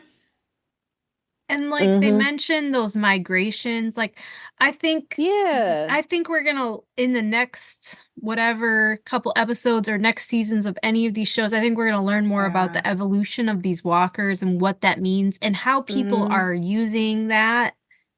And like how people are still like I'm interested in those windmills they keep showing or whatever those things are called. Are they windmills? Yes, what are they called? Windmills. Yeah, windmills. Yeah. And I think they're going to keep connecting all this because they keep talking about those walkers in France too, like how this started. It started in France, how they're evolving. Like, yeah, that's what they figured out.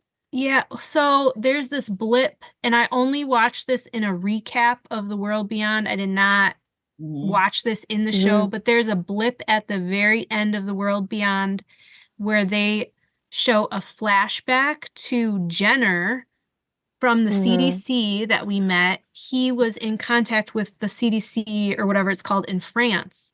And there's a moment of a video that somebody is watching in France, and I don't even know how it comes about, but they're saying that it started in France. And then I remember him saying that they were the closest to finding a cure or something. Yeah. In season 1. Yeah. And Daryl Dixon's show, they're showing research, they're showing manipulation, they're doing experiments. Same with The World Beyond. They're showing experiments on research on the walker. So there's going to be something that comes of that. This in the CRM, we don't know enough about them yet. I think we're getting these little bits and pieces, but I think it's all going to come together eventually. Are they experimenting? Because I'm like, they keep killing up all these people. I'm like, they're bringing up people with. I mean, they're experimenting. Yeah, they're bringing them in. They're bringing them in to kill them, but I'm pretty sure they're not keeping everybody in the city. Yeah, like what they do with the alphas that they do get. Well, they kill them. Yeah, well, they have these ally locations too. I think that they mention in The World Beyond. There's these little research centers and colleges and communities that they have people recruiting. They have allies places. Like they have to. You're gonna have to have allies, other people researching and training. And people that you're communicating with, like you just have to, yeah, because you can't not in their same area either, which is probably on purpose. And this recap I saw, again, this is not me watching it in my own opinion. This is a recap I watched of The World Beyond. The guy mentions that the CRM has a military, which is what we're seeing, like Beale is the top or whatever, or some part of the leadership there. There's also a government of the city that's running the city, and that they're against each other, right? Like the military is doing their own thing and the government is doing another thing. And this person recapping that would just be the CR. suggested a civil war. a civil war. Oh, within the and Sierra Jadis, situation. Jadis mentioned that when she saw Rick, or when she was waiting for Rick that day, and she said, "Well, they don't operate here. They can't as much as they want to." Something like that. Yeah. So, Go into the city though, right? Yeah. In the city. I think that's gonna come out maybe in another season of this show.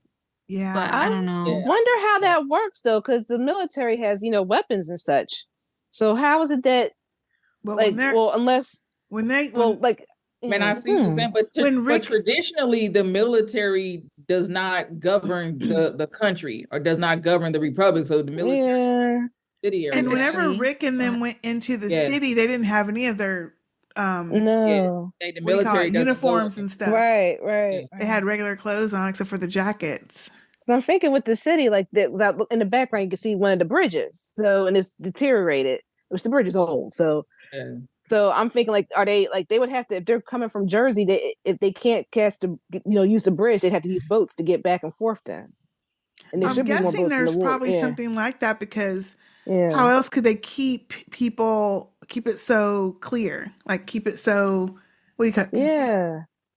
Because I'm like there has because there's boats on the river. So I'm like, I'm thinking they should have showed more boats on the river if the bridge is falling apart. You don't want to travel on that bridge. Oh no. There's like about 3 or 4 bridges, I think, that connect Pennsylvania and Philly to Jersey. So and they're all pretty interesting to see. I wonder if we'll see that this season, like more about the city government and the military side. The city's a bunch of neighborhoods with old houses and such, and they're all connected.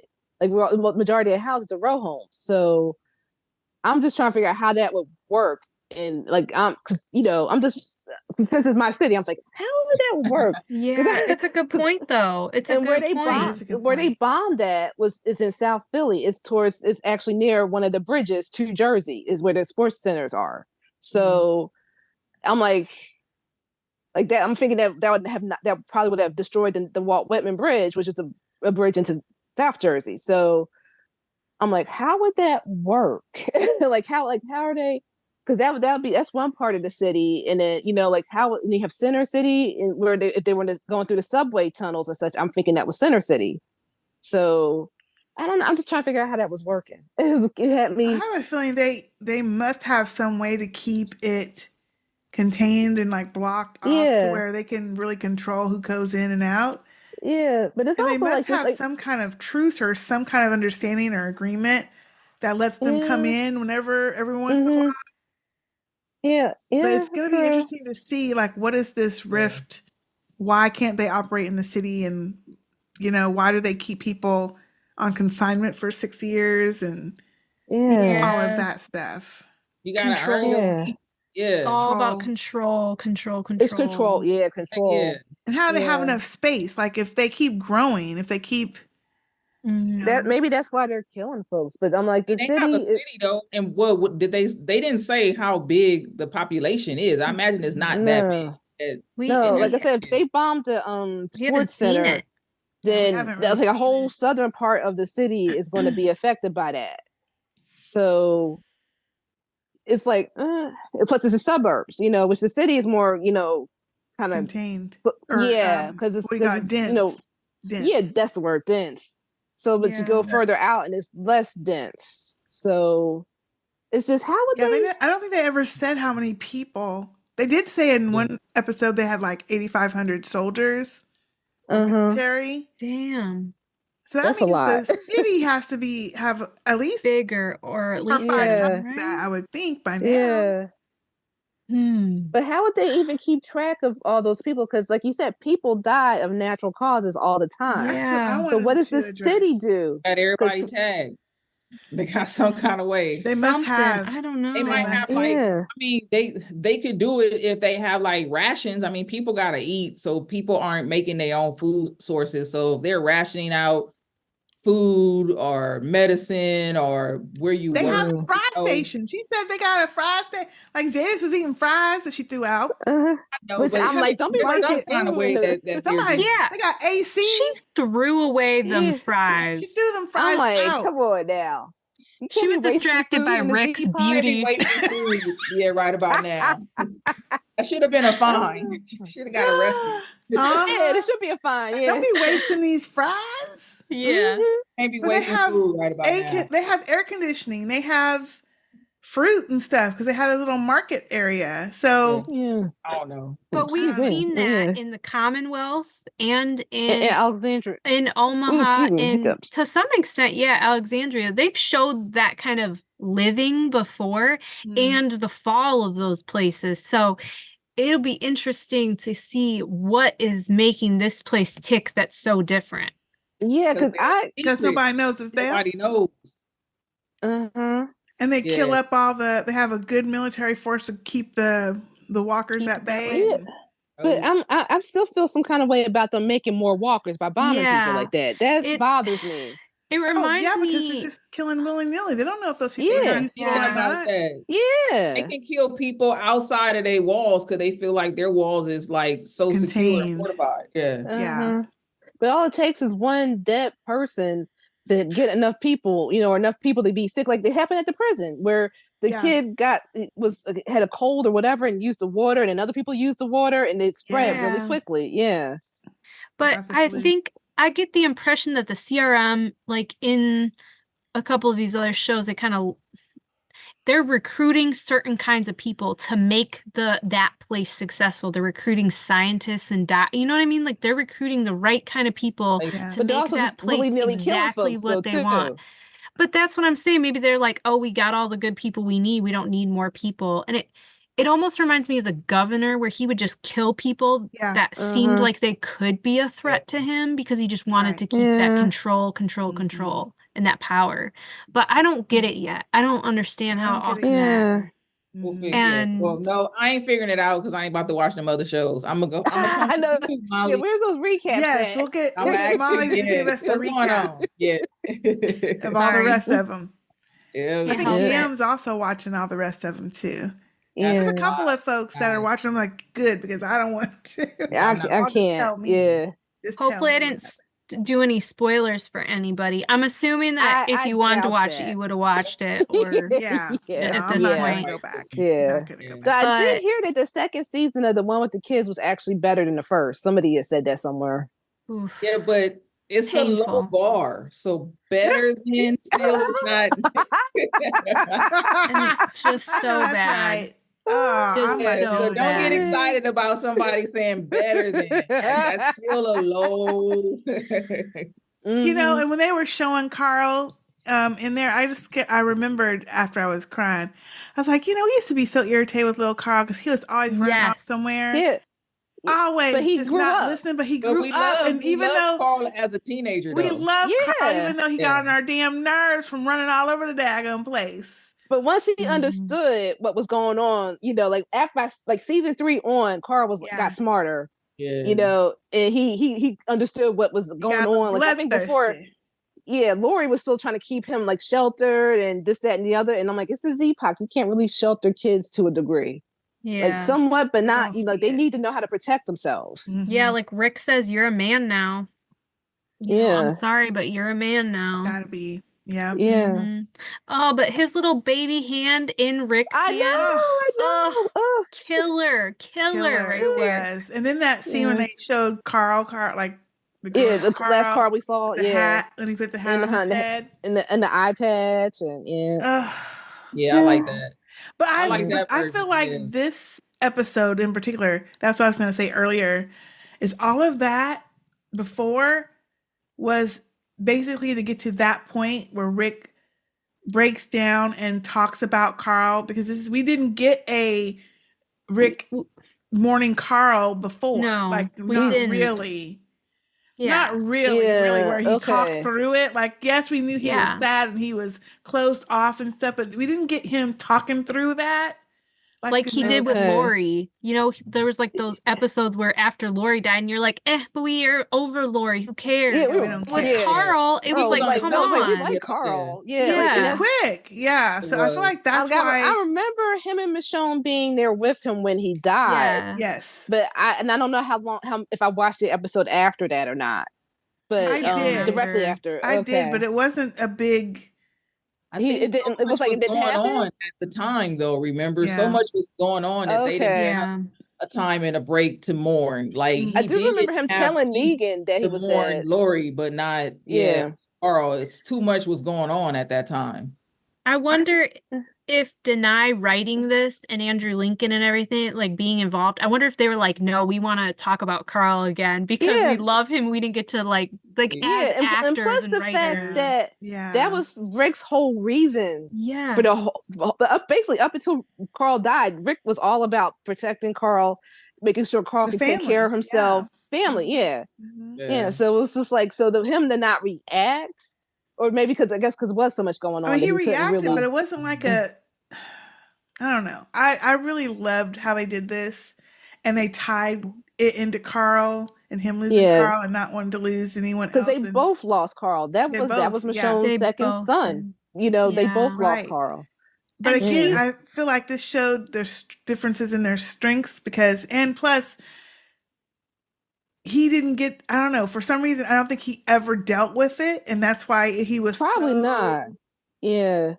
Caught up in the fact that he forgot what he lived in, couldn't picture him, couldn't describe. You know, I love how they put that all into this and brought it back to family and brought it back to who they were together. Yep. And that's how he was able to overcome all that too. And Carl was part of their love story from the beginning. Rick Carl brought them together. Carl brought them together. Him and Michonne became real close first. Yep. Like when they went to see Morgan, when they ran into Morgan, and he and Carl and Michonne bonded over, you know, they went in that bar and had to kill a couple walkers and such, and she grabbed that picture of his family. Such a good episode. It was the big old thing of pudding that oh yes, that big ass can.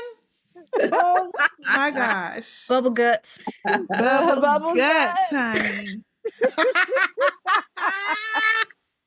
And you know when that stuff was old. Oh god, it's probably exactly the same though. That didn't matter. It's probably enough preservatives that is exactly the same. Yeah, that was some good eats. Yeah, he got sick. No, would have got sick. Absolutely, that was a big ass thing of pudding. Yeah.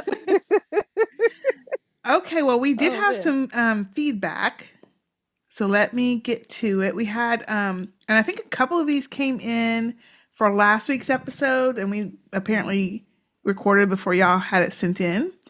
So the very first one is from Sarah, and it's a voicemail. So I'm going to go ahead and play that because I love hearing these voicemails. Hey, Sistah Speak Nation. This is Sarah from the UK with my feedback for episode 3 of The Ones Who Live. I did not have on my bingo card for this week Michonne chucks Rick out of a helicopter. Absolutely blinding. Didn't see it coming. Every time I think I know where this show is going to go, it takes a different direction. Time will tell over the next 3 episodes whether it's going in a good direction or not, but for right now I'm all in. I suppose my question is, in your previous review you were asking a similar question that was in my head, which is, who is the big bad? Is it General Locke or whatever his name is? Who is the big bad? He's in command and everything, but what if it's somebody else that's been under our nose the whole time? Is it Jadis? What are your thoughts? Speak to you soon. Bye. I don't think Jadis is big bad. No, I don't think she has but she's in that, power for that yet. Yeah. She's working her way to that kind of power, but not yet. Maybe. So, I can see she could be in cahoots.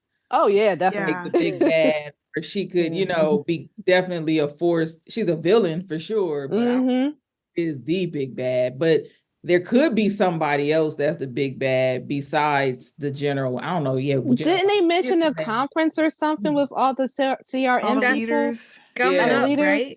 Yeah. So who are these leaders? Where are they leaders at? Are they in Portland? Were they in Omaha and left before the bombing? Or like, who are these people? What are they leading over? Or are they getting them together just so they can bomb them too? Yep. Ooh. So I think in the world beyond, in that recap I saw, Well, and in the world beyond, there's a woman who is like a colonel lieutenant who is supposedly under Beale. Beale was suggested to be the top military guy, and this woman was under him. And Jadis, like, I think she might have killed this woman. I think she might have taken the power play and took her position. So I think that Jadis is up at the top, but I don't know who is exactly at the top. And I think this was before where we are now, timeline wise. So who is Jadis right now? I don't know for sure. I mean, they don't really say, but they don't say how high up she is, but she don't seem like she is that high up. You know what I'm saying? But she could be. I mean, she could be working her way. Rick wouldn't know exactly how high up she is, and she still seems like she's trying to like climb the ladder. She don't seem like she got that kind of pull. Yeah, I don't think she's right below Beale, like, but she's getting there. I don't think so either. Because if that was the case, she could have been like, Rick, if you make one false move, it's over for you. Like, I got that kind of pull to do that. She don't seem like, she seemed like, you know, like, I'm telling somebody I would do something. Like she's not the one that has the pull to be like, no, this is my decision. I'm pulling the trigger on you. Yeah, I don't know. I don't know, because she's gonna want to protect herself, and if she reveals or he reveals that he's an alpha and has been all along, that's on her because she brought his ass in there.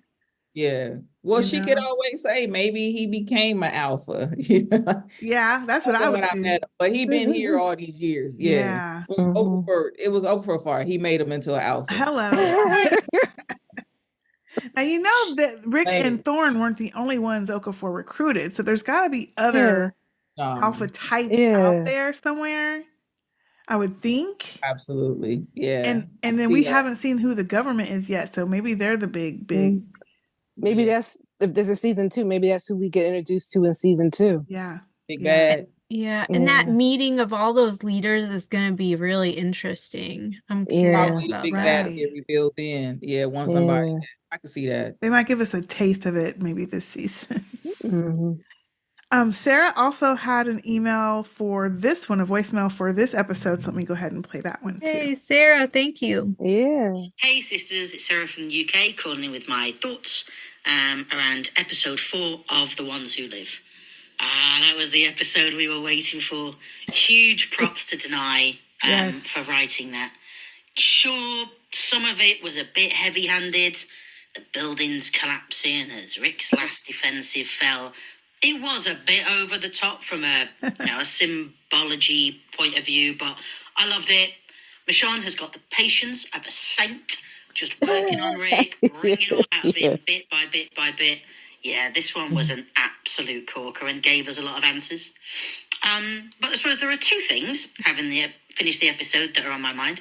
Number 1, when Rick looks out of the window to see the crashed CRM helicopter that's gone into the building, and he says, "Oh, Michonne, you saved our lives."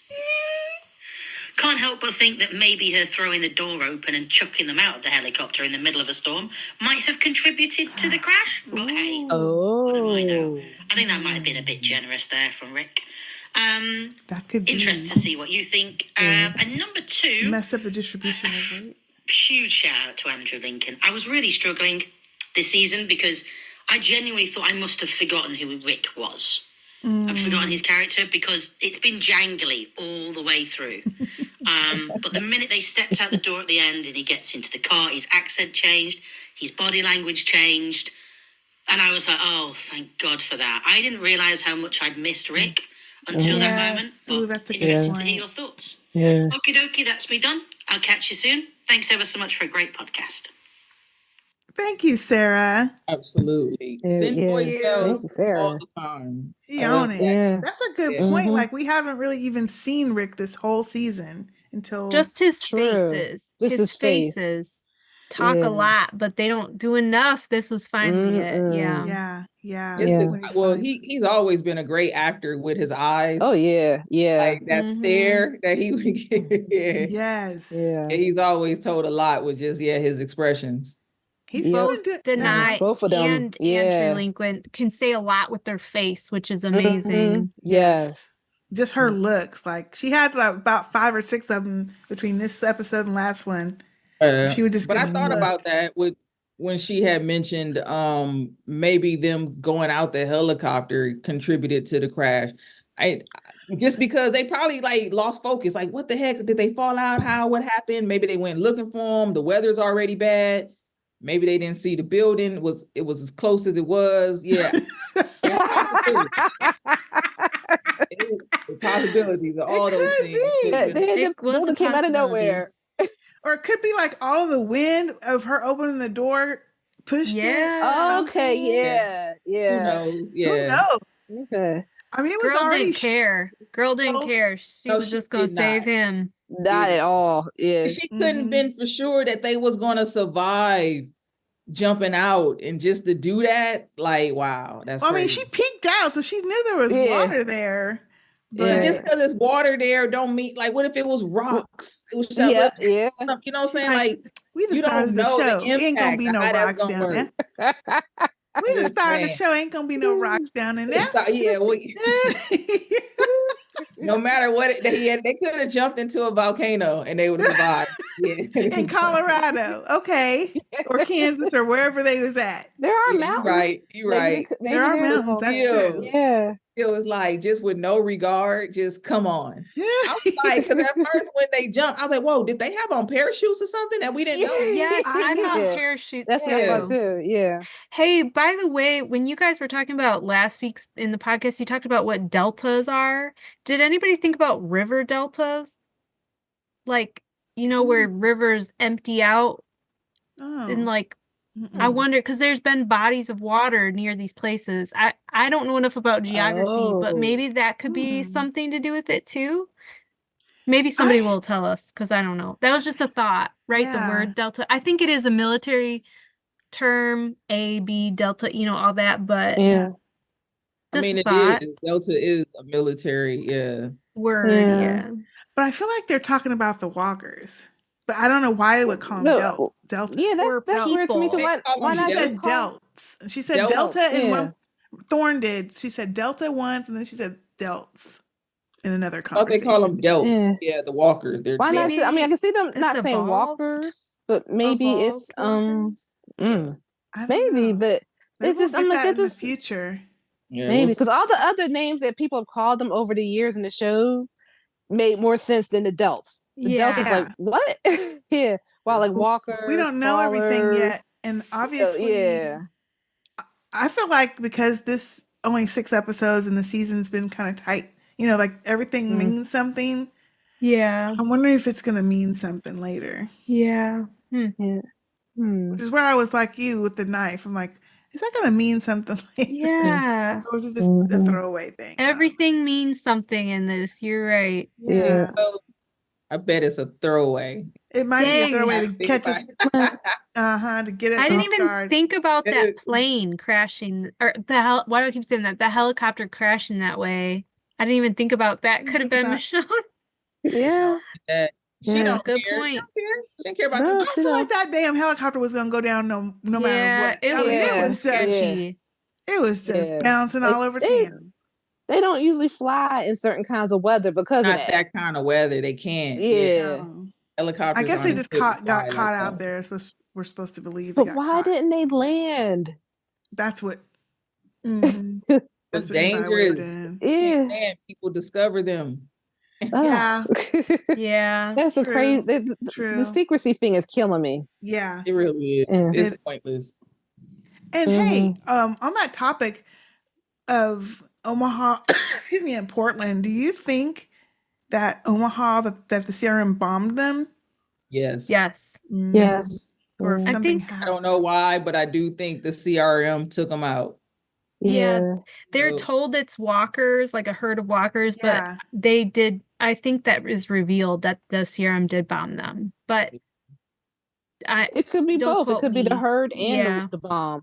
But all it takes is one person dying, and depending on where they are when they die and who's around them, because not everybody is equipped to deal with that. Like some people will be like, "Oh, what do I do?" Kind of thing. And not everybody's going to have weapons and. Yeah, and one little thing, and I don't know that this is enough, but the kids in the world beyond who live in Omaha found their dad and communicate with their dad. And he's in a secret location where he is not supposed to be communicating with his kids anymore. No one is supposed to know where they are, and they figured out a way to communicate with him. So maybe and that's a kid in one place. I don't know if they're going to bomb a whole city. That seems stupid, but they might think that the word is out amongst a bunch of people. I don't know. It depends on how serious they are about that secrecy, or how serious they are about keeping their power. Yeah. It seemed like in the other episode that they knew Omaha and Portland were not secret, and they were fine with it because they weren't telling Omaha where they were. Yeah. Or Portland where they were. They would talk to them though. So yeah. But maybe you're right. Maybe they got overrun. They said, "Oh, we got to go knock that out because they got some of our secrets, or they got information, or." It probably was. It was we're gonna find out it was some type of conflict. Probably when all these top heads meet, they're gonna figure out that there was some conflict going on. They wouldn't go along with something, so they took them out. Yeah, that makes sense. Yeah, it does. It does. Well, thank you, Sarah. We didn't think about that one. Okay, our next feedback is from Aussie John. Hey, Aussie John. Ooh, we got all of our international family calling. I love it. Hey, sisters, here is my catch-up feedback for the Rishon series of The Walking Dead. And it's a voicemail. Hey, sisters, and any special guest sisters. Aussie John here. Your favourite is back. Now, obviously feedback for Rishon, The Walking Dead series. A couple of things.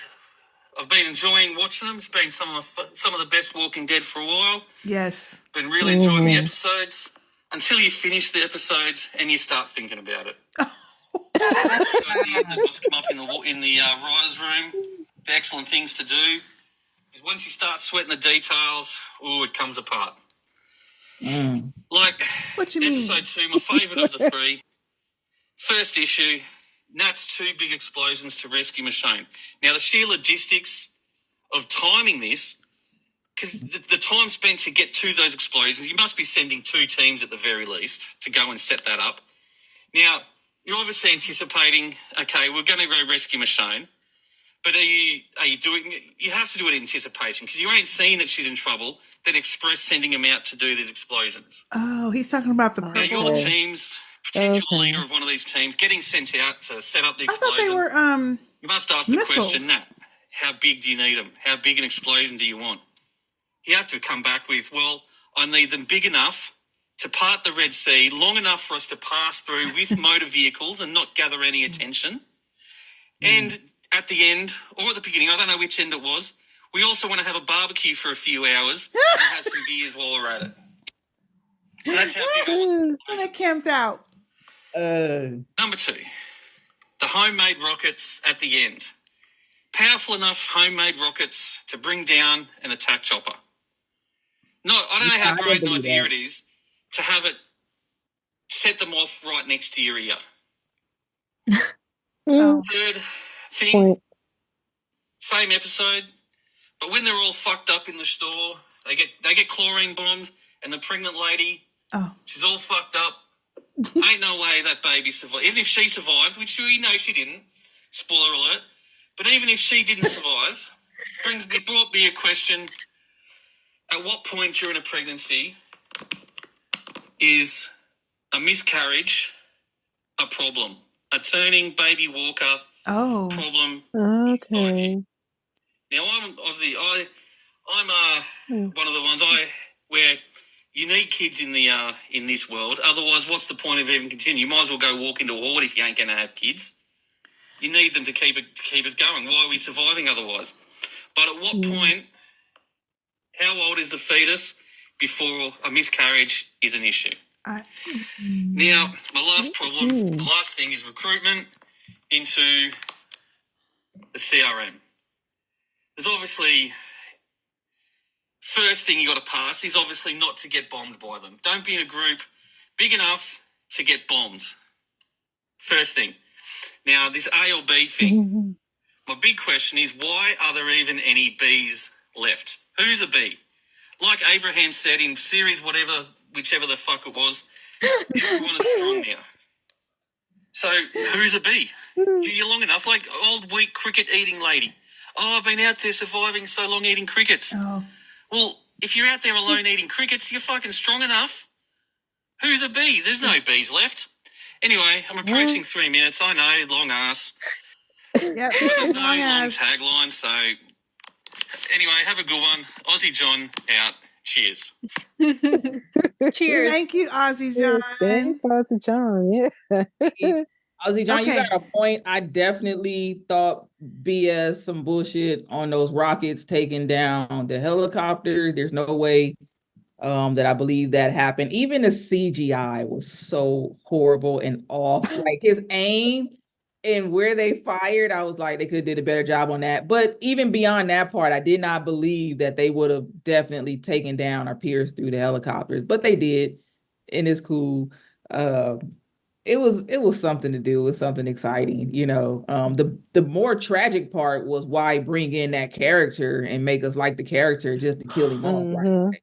Yep. They could have let him, have a couple of episodes or something like that. Yeah, just to like one and done. That was a tragedy in that regard, because they let a whole bunch of other people that they should have killed in the first episode in the introductions in the main, so in the main show. Yeah, that part was, messed up. So I definitely, yes, I feel you on that one. I'm with you on that. That doesn't make sense. Yeah. But as far as the bees though, I think there still are some bees.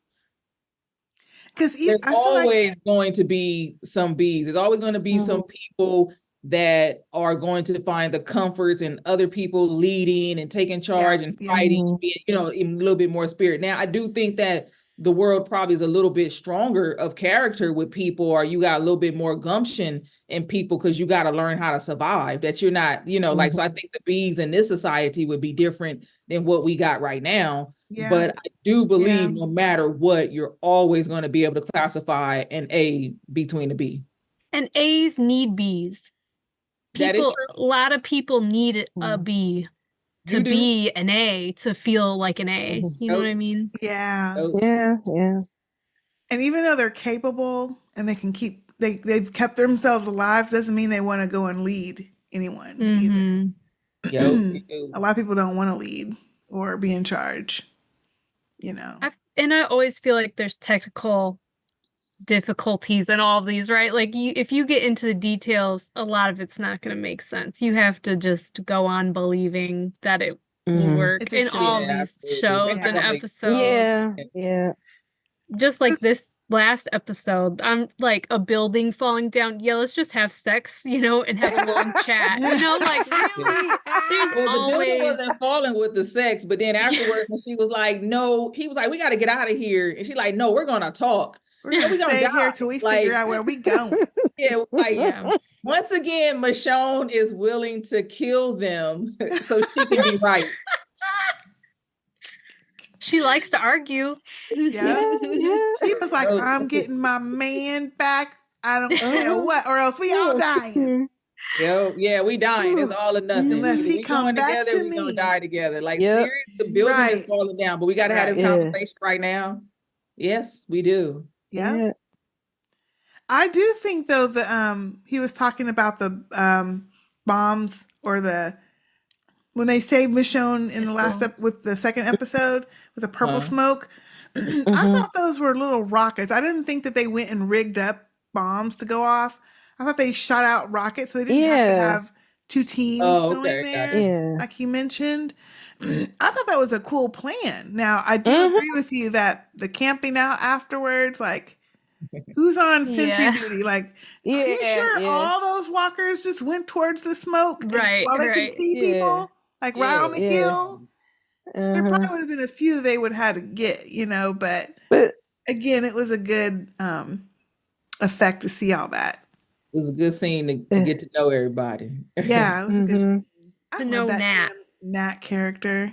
He was an so actual great. Good character. Yeah. Such a good character. Yeah. Yep. Thank you, Aussie John. And then our very last feedback of this episode is from Procrastinella Ella. Hello.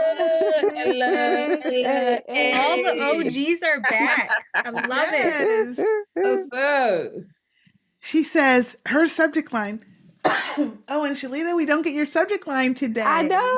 The great epic subject line. Paragraph subject line. Yes. In her subject line, she says, in the words of The Godfather 3's Michael Corleone, just when I think I'm out, they pull me back in.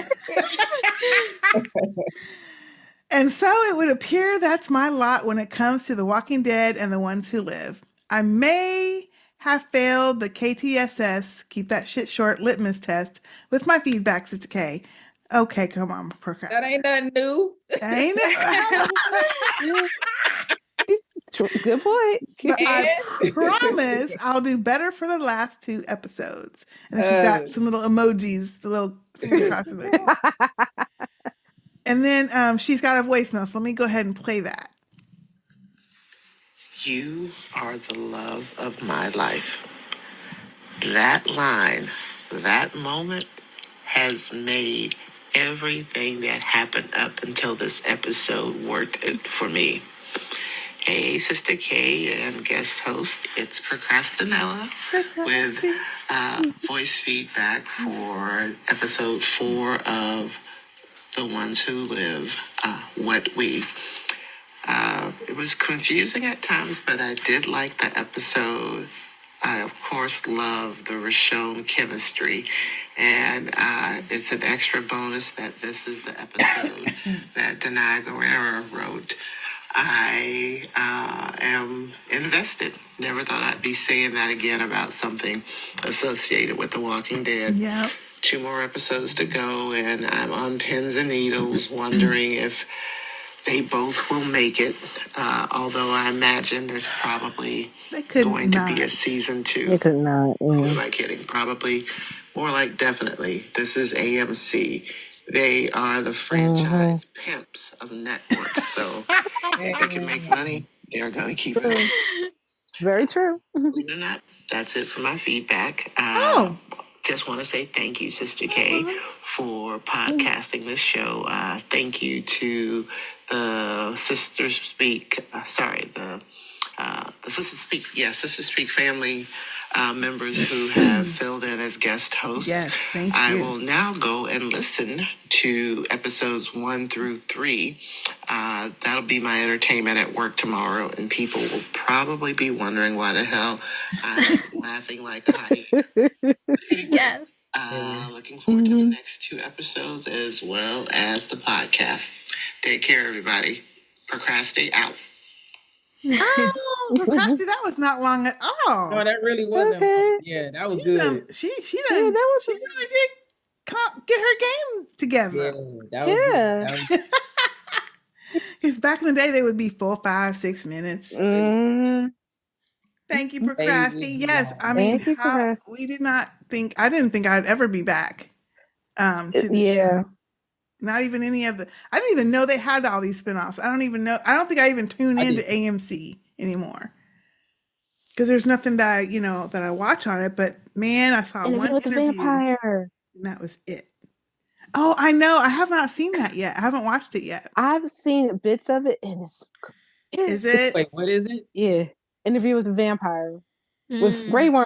Okay. Yeah. I think I heard. I think my kids was talking about it. I keep hearing it's really good. Yeah. I got the DVDs because I only caught a bit of it when it was on HBO Max for a minute, like around Halloween. I was like, oh, and then it cut off. I was like, dang it. I'm not getting AMC Plus. I refuse. No. I mean, I did get the DVD for this right here, and I'm turning it off as soon as really it's over with.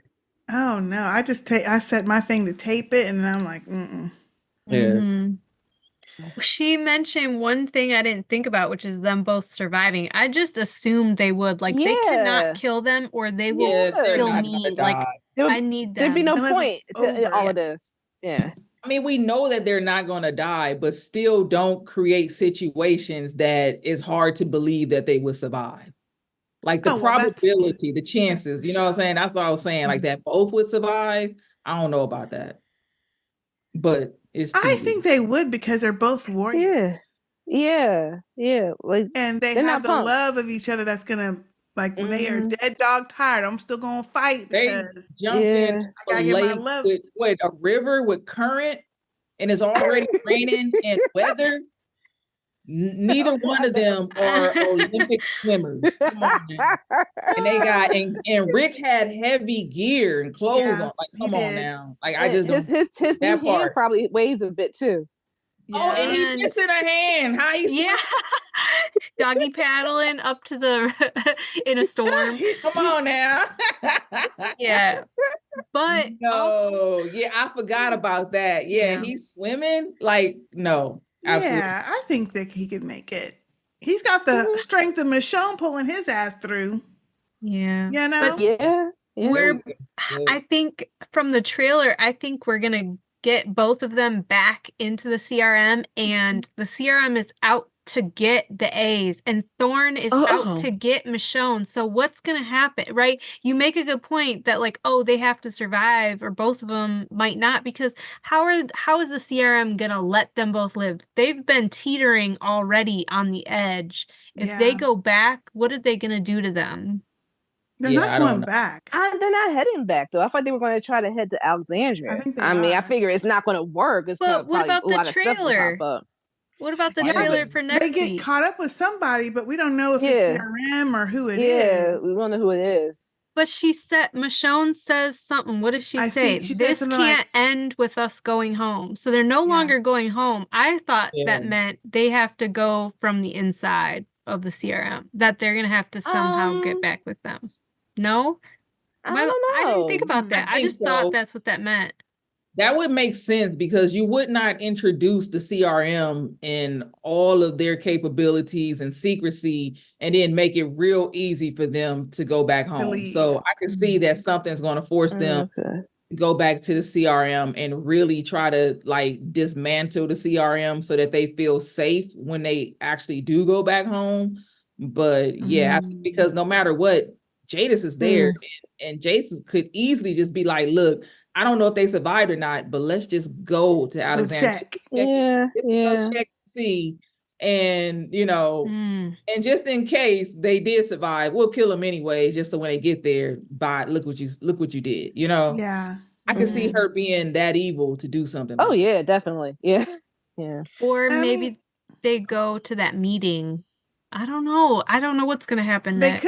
They could try to make their way back to where they...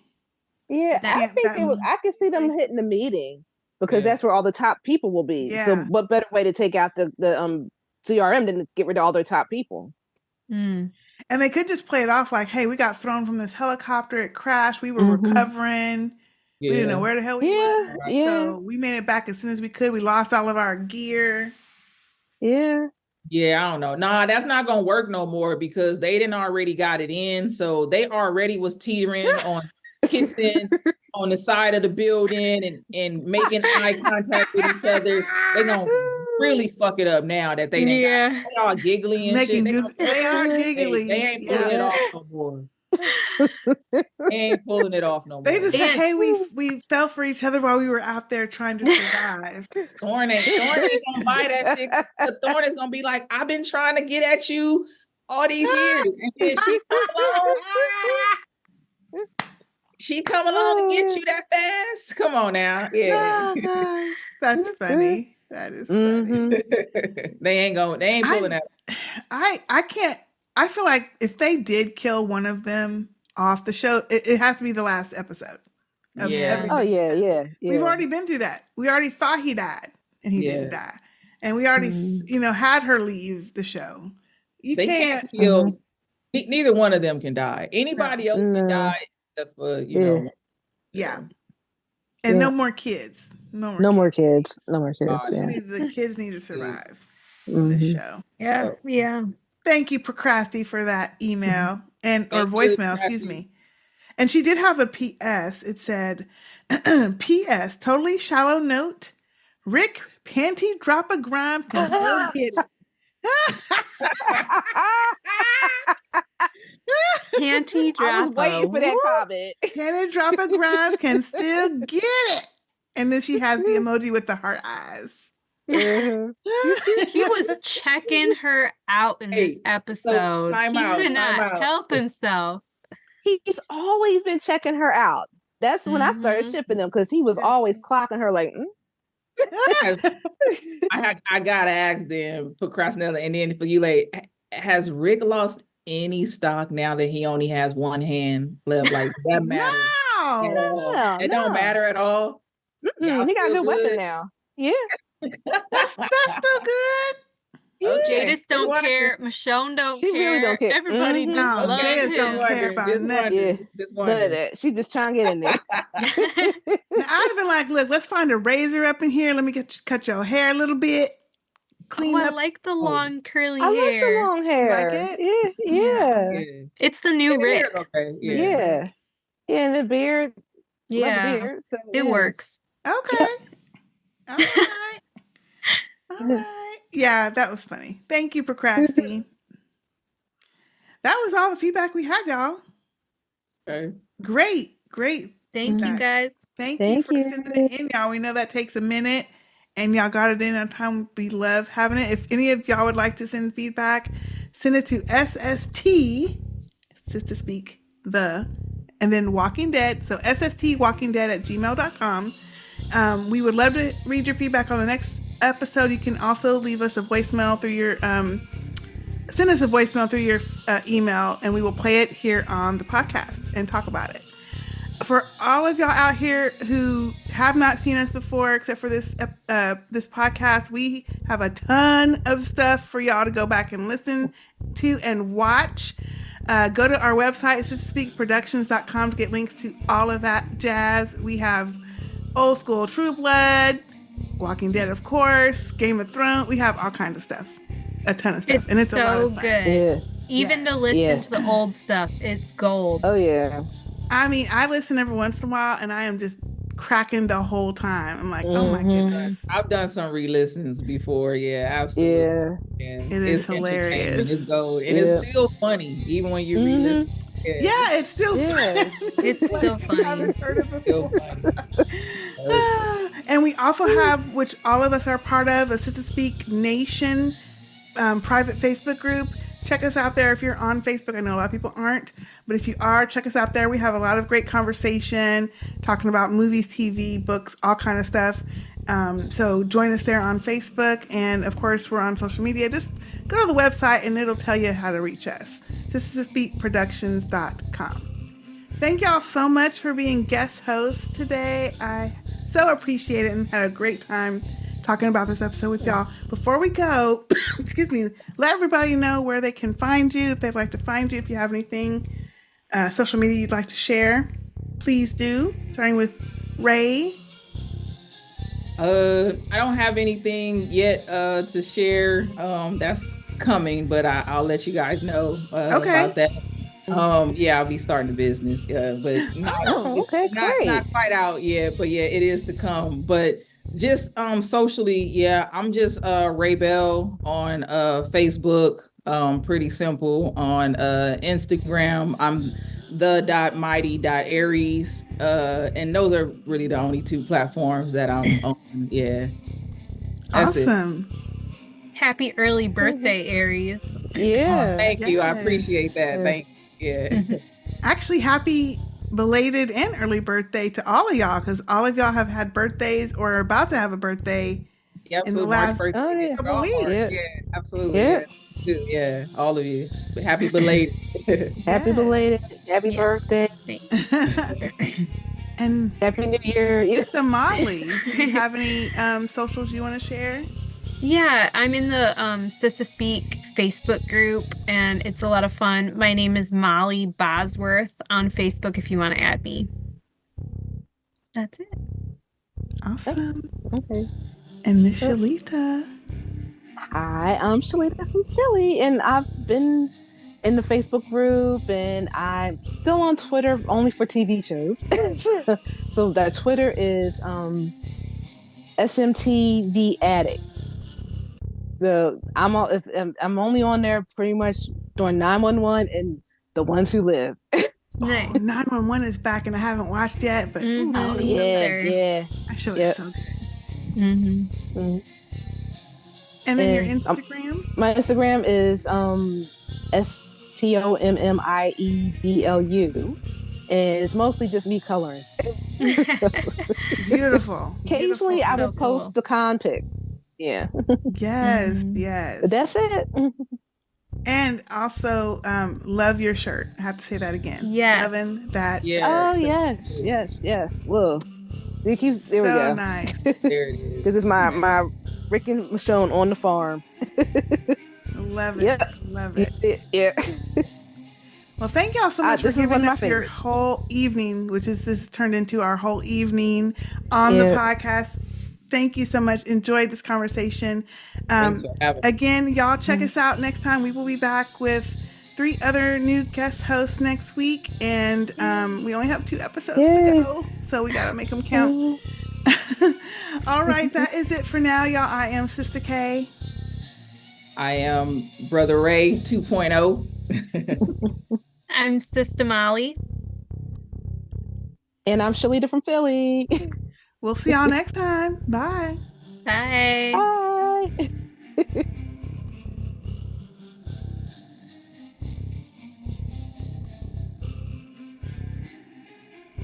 Hey, this is Nick Gomez from The Walking Dead and Dexter. Hi, Sistah K. Hi, Sister J. Hey y'all, this is Lou Temple. You know me as Axel from The Walking Dead, and you're listening to Sistah Speak. Keep on listening, you follow me? Hey, what's going on, everybody? It's your man Vincent N. Ward from the hit show The Walking Dead as the character Oscar, and from True Blood, Hollis. I'm here on Sister Speaks. What's happening with y'all? Hey sisters, what's going on? This is Chad L. Coleman, Tyrese from The Walking Dead. What's up? Let's talk about it. Emily Kinney, I play Beth on The Walking Dead, and this is Sistah Speak. This is John Bernthal telling y'all to listen up. Hello to the podcast, coming to you not live, but coming to you from the Philly Comic-Con, and sending big love. This is Sarah Callies. Bye. Hey, this is Stephen Yun. Hi to Sistah Speak. Hey, what's up, Sistah Speak? This is Lawrence Gilliard Jr., also known as Bob Stookie on The Walking Dead. Just sending a shout out. What's up? Hi, Sistah Speak. This is Alana Masterson from The Walking Dead. Denise Crosby from The Walking Dead, and I just want to welcome you to Terminus. Hello, Sistah Speak. This is Jeff Cooper. Hey, it's Josh McDermott from The Walking Dead, and when I'm bored, I'm listening to Sistah Speak. Hey, hello, how are you? How's everybody out there in podcast land?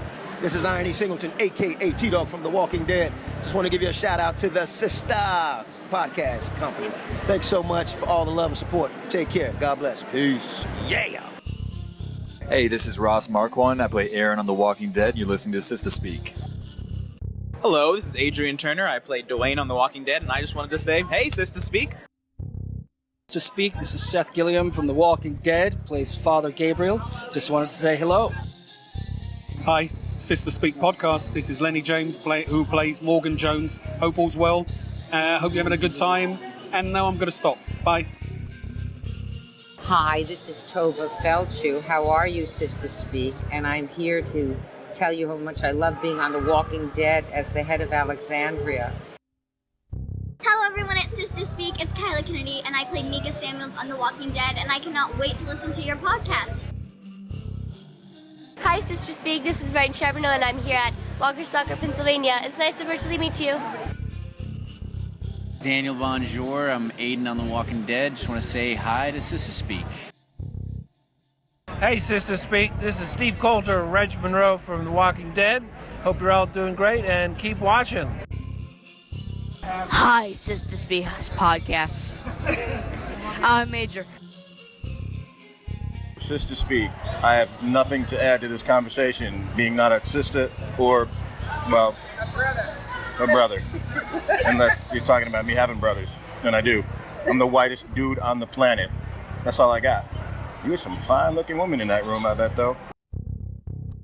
Hi, I'm Caitlin Akon, and I play Enid on The Walking Dead. Hey, it's Jason Douglas from The Walking Dead, and this is a shout-out to Sistah Speak, keeping it real. Hey, Sistah Speak. This is Tom Payne, who plays Jesus on The Walking Dead. I hear you've been talking about me a lot. Y'all keep doing that, okay? Hi, I'm Ernie Hudson, and I'm here with Sistah K on Sistah Speak podcast.